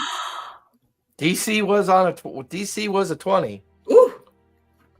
He's been practicing prestidigitation. Oh shit. There is a crack in the facade. Somehow he's practicing very simple cantrip level magic. Are you going to share that information? I mean, that's a problem because if you share it, he's going to hear you share it. Yeah. I have like a pencil and a pen and a piece of paper. Quill and parchment. Excuse me. Yeah, I do think I want you guys to know, because I think if he can do magic in here, we should stop telling him stuff. So probably I would, if I have paper, maybe I would write that down, or if I I mean, you could you pull. Well, you don't have any of your equipment. Yeah, all our equipment's You guys just all wearing up your there. standard kind of like daywalker clothes, like your like your simple vestments that you'd wear under your armor. You know, Yeah. your like your tunics, your linens, your pants. Just I mean, you're basically down here without anything that could be perceived as a threat. And yeah. So it's like it's like, oh fuck. And I do not. How do I express this? Uh-oh. Well, brute force it, but Sorry guys, my headphones just died. No worries. Oh, Do any of you guys speak a non-common Nope. language, shared language? a non-elfish language? Yeah, exactly. Nope. Oh, does anyone speak? I don't. Well, he probably speaks a bunch of languages anyway. You could, yeah. But what would be what I mean? Well, I just meant like a language. If you had to talk to me in a code, how would you do it? I think I would. Honestly, if we didn't have a language in common, I think I would just be like, I think we should go. What's got you so So- riled up? Well, I mean, do you say that out loud, Xanon? Yeah, I would say I think we should go. I think we've spoken to him enough. Hey, yeah. Yeah, he looks like he's enjoying it too much. Must be really lonely. Aw. Hey, Earthen. Yep. Not to interject Spot in here too much, but if there's a crack in here that's letting him do very low level magic, could you guys possibly do sending to each other? He might interest Would- that. I would say, would he detect it though? If he's doing some magic, but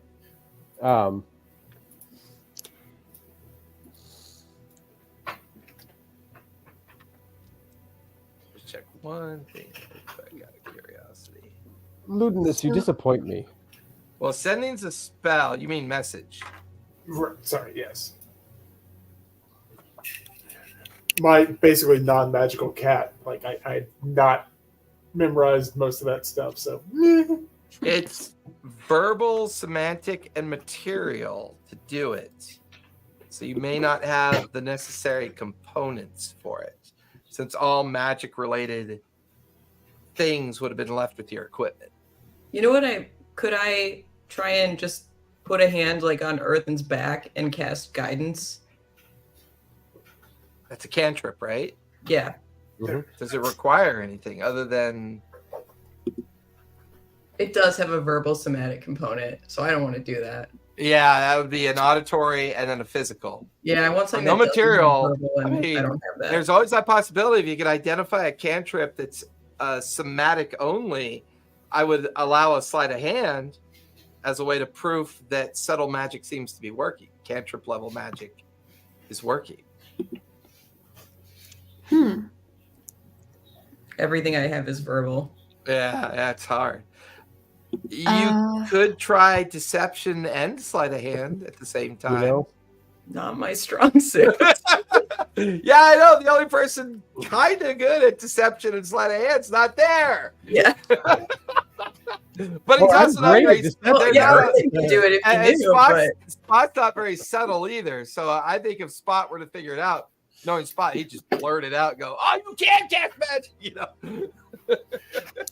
no. I am- Spot had a different idea because at least they understand that. Like again, they're not La there, la but- la la, you're not there. La la la la la la la la. I am Spot disappointed in you, Ludinus. So we can do. Well, we don't know that we can do cantrips. Only Xanath is aware that he's probably doing prestidigitation. It's a very low level cantrip. That's how he's keeping clean. So here's a fun question that I think I have been very clear with from the beginning of this day. Okay. Yeah. So do we want to throw a pea balloon on this guy? And Earthen, I think you should have the honor. And, you know, he can't clean himself. So if he's clean after, like, at the very least, I think it will rattle him.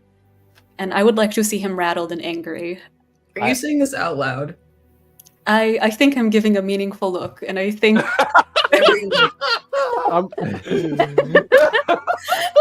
I could see Puck like fondling the folds of her clothes. Puck's like fondling the she's folds got of her clothes. she's got a little tunic vest open, and she's like pointing sheepishly at the small balloon of pee underneath the vest. It's not small. You ever see It Emperor's has to New be Groove? small. You're like, small. Otherwise, it looks like you have like dozens of bulges on you. I've been drinking all day, and so has Punch. All morning. I've had green tea all morning. I will look at Puck and be like, I think you have a better shot at this. Okay. Well, This really is not appropriate. No. Oh my straight god. to that little pointy thing on his fucking forehead. So you reach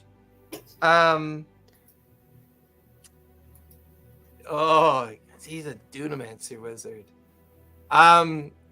So as you reach in, pull out one of the balloons with the intent of tossing it.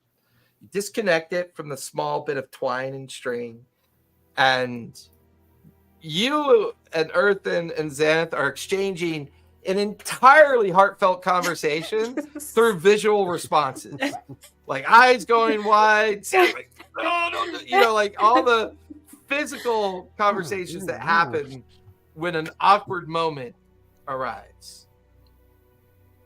Give me your D20, roll a D20, Puck, and add your Dex modifier to it. Okay. Oof, wow, I roll like shit today. So that's gonna be a 15, but I have a +9. 24, right? What? How did we get to 20? You said you no. rolled a 15. Oh, I know. No. I rolled a 4. Let's be clear. Okay. So 4 plus 9 is a 13. Does anybody want to assist me in some way? Do you want to sing a song to inspire me to do better in this moment and be better than I am? You watch as the pea balloon gets flinged and it hits the bars. And when it hits the bars, it kind of bursts up and along and down the bars, but it also bursts up against a blue field of energy. And you watch as shield wards up in the corners of the barred cell flare into existence, and you're watching them slowly kind of reform. Ludinus leans forward. Really? You don't think they would have thought of somebody trying to pass me something, or trying to throw at something at me, or trying to kill me? Do you realize how many protections are in this place? While I do find your method of revenge quite interesting, am I detecting a morning's collection on the floor now? Well, I've been eating asparagus for the past week. Yes. So I hope you enjoy this thoroughly. It's an interesting odor. But, I mean, come on. You could do better than that, can't you? You know what? I don't think I can. I think you're gonna... You're gonna wake up tomorrow smelling this, and you're gonna regret every moment that led you to this. Little gnome's pee scent. And I also, can I take out, because I also have my tiger pee, and I think... Ooh, that's going to be far more pungent. I think... Yeah, in fact, it's got a bit of, like, viscosity to it, like waxy, kind of, and it's like, he sees that, and one eyebrow just bursts up when he sees the next one come out, and then he looks, how many bags of pee are you carrying? More than you could imagine! You walk around with bags of pee.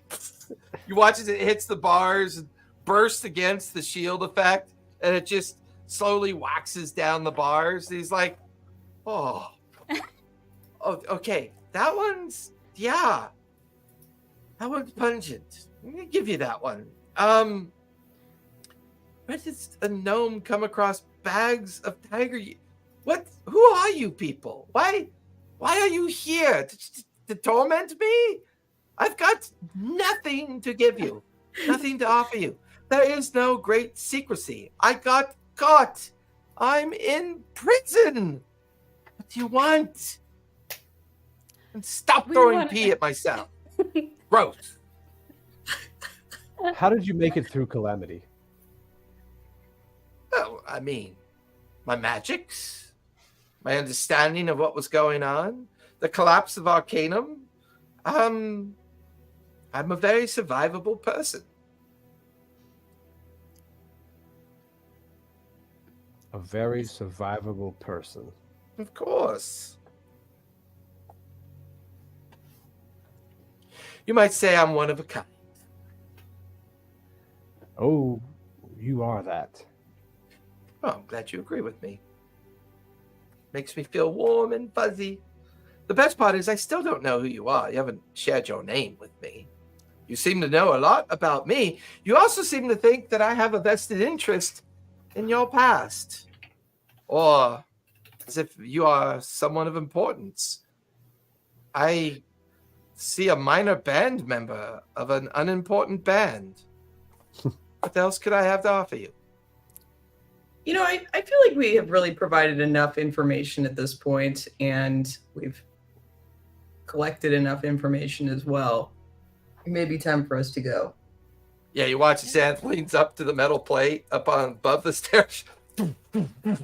It's kind of like, Anytime now? Yeah, like it's Like, at that point you hear the creaking of the metal plate. Like you can That's see the sad. Warforged looking down, and the Warforged goes, "What is that foul smell?" He What soiled happened himself. He's getting old. Oh, that's cruel. You watch as kind of Xanth quickly makes her way out first as a very rushed indicator to the rest of you. What? How did? Okay, and I'll follow out. The smell is bothering me. My eyes are watering now. Well, thank you for revealing so much to us. We have learned a lot today. They try to make this look like an absolute victory to us. Okay, it's more like, okay, glad I could be of such service. I mean, you've left me such a wonderful treat behind. I want to thank you for that. Kind of like leans back and away as far from his cell door as he can. Kind of back to leaning and just kind of scratching at the stone as you make your way up the stairs. Oh, scratching at this. Can I spend a second looking at him scratching the stone when it seems like I'm a little further? Yeah, give me a perception check as you're at the top of the stairs. You look down just as a globule of light is following you up to kind of plunge him back into severe darkness. Is there something other than perception that I can use, like survival or nature or stealth? How's your investigation? Better. Okay, you can make an investigation check. Thank you. Wow, this is not fair. This is the second floor in a row. Right. His curse is real. This is. The globule That's- light. It's our Yeah, lore what's night. your first. total when roll? we're going Fuck. through when we're going through lore nights, we always roll shit. Absolutely. Every time we're trying to find out the stuff, we always roll badly. This is a 9, but it's not too late for Urson to inspire me with his bravery. If magic's not allowed, I don't know how I'm gonna inspire you. Song is magic. I mean, but if you said like if you noticed him doing that, I could try and look back real quick. Oh, okay. I kind of signaled to Urson to try as well. Like, huh? What's he? Yeah, like Puck, you purposely stumble. Earthen sees you stumble since Xanath was the first one out. So Earthen, you quickly come. Yeah, like Xanath's like, I'm fuck out of here. This guy's bad news. And so you come over to see if Puck needs help. And Puck's halfway up the stairs, and you grab her hand to kind of help her to her feet. And she whispers, "Look at what he's doing," and you look over through the globule of light that's following Puck up to eventually leave everything down here in darkness. And he's like scratching at the stone. Yep. For perception. Yep. That's okay. Hang on. Let me get my modifier. That's a 31. That's pretty good. I put the DC at a 22, so that's pretty good. I rolled. He rolled a pretty high sleight of hand while he turned away. It was chicken scratch, like a countdown. There were a series of markings on the stone, and that's when you realize that the surface of all the stones down there were like lines of 4 with a 5th one crossed, lines of 4 with a 5th one crossed, lines of 4 with a 5th one crossed. And as the metal plate settles and the globule of light comes out, the entire back wall of the cell was just filled with this scrawling, this very subtle, nearly impossible to detect countdown that he seems to be scrawling into the back wall of the cell. Can you see how many more are left? Something. He's counting something off. I don't know what that was.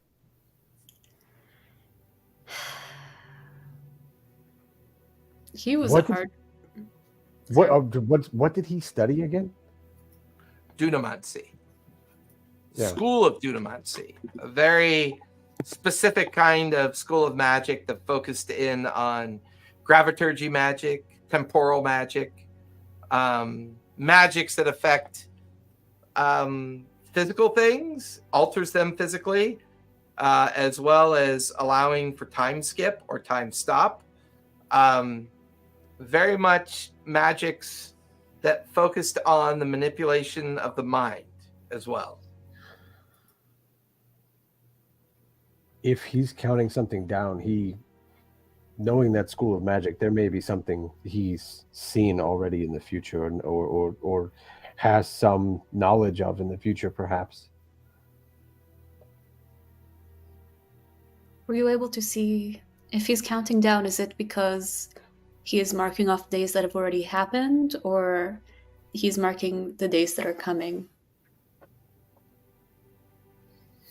Ooh, that is a very inspiring question.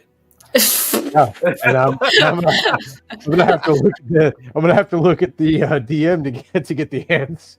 No. I just try really. Like it's not like he was marking off something that was already there, but he was just writing. He's making more counts. Yeah, like he's either counting up or counting down. It's actually hard to know for sure what he's doing. Seems like a strange way to pass the time. Probably the only thing that really stuck out with that perception of what he was doing, the markings were exact. Like, no, they could have all been done today or over the length of time. There's no deviation in the markings. Each one looking exactly like the previous scrawl in the stone. A perfect, well kind of curated 4 lines and then across 5th line.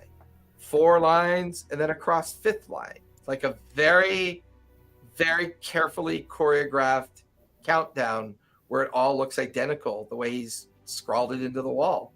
What line was he on when we would I have been able to see if he was that would have required you lingering long enough to do some math to count and no I mean like what he was scrawling, was he doing he was doing the 5th cross, like he was crossing off the number 5. Could it be some kind of spell? None that I know. You'll follow me, please. I look over at Xanth, like, what got you so worked up in there? Besides the fact that it means a creepy shit, but yeah. You noticed he was so clean. He's doing cantrips in there. That's prestidigitation. No, he can't do cantrips. He can't do cantrips in there. A guy like that who's been alive for 1,000 years. No, that's the spells on the place. We can't do I'm gonna try and cast minor illusion. Nothing happens. And like, see, like the Warforged. while I can agree with most people that visit this person, they can be difficult to see, and their behavior is quite annoying. But I can assure you, he does not have the ability to cast magic down there. Now, if you would follow me, I will lead you back up to the entrance, and you can reacquire your gear. I'm gonna keep trying to cast other cantrips I know. Yeah, just like Zeth is watching you go through the motions of all the different mage hand, prestidigitation, like just this, and nothing's really working. Zenith, you and Puck are following the Warforged like back up the long stairs to the long hallway. As you guys get back up in the long hallway, Earthen, right at that 100-foot distance, right about 100 feet from the cell. Yep. You take care, Earthen. Give my regards to the family. And that's where we're going to finish tonight. Oh no!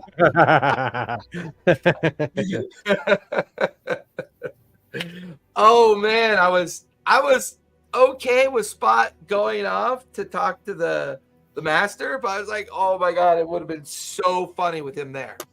Because like nothing gets under Spot's skin. He gets under everybody's skin. And I was like, oh my god, him talking to Ludinus would have been so much fun. So much fun. It's crazy. It is truly chaotic good versus lawful evil. Yeah. Well, someone in chat was like, no, Puck is definitely chaotic neutral. Fair. Yes. Agreed. Oh my god. Are we good for next week? Are we good? Yep. Cool. Linger around. We'll chat briefly before we say goodbye to each other tonight. But everyone else out there, be safe, be kind, and don't forget, play a game. Thanks for coming out. Good night, everybody.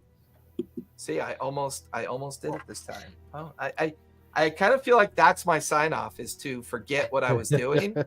I always try to remember freeze at and the do last the thing minute, that you're like, going to wave off on and just be like, hey, I'll just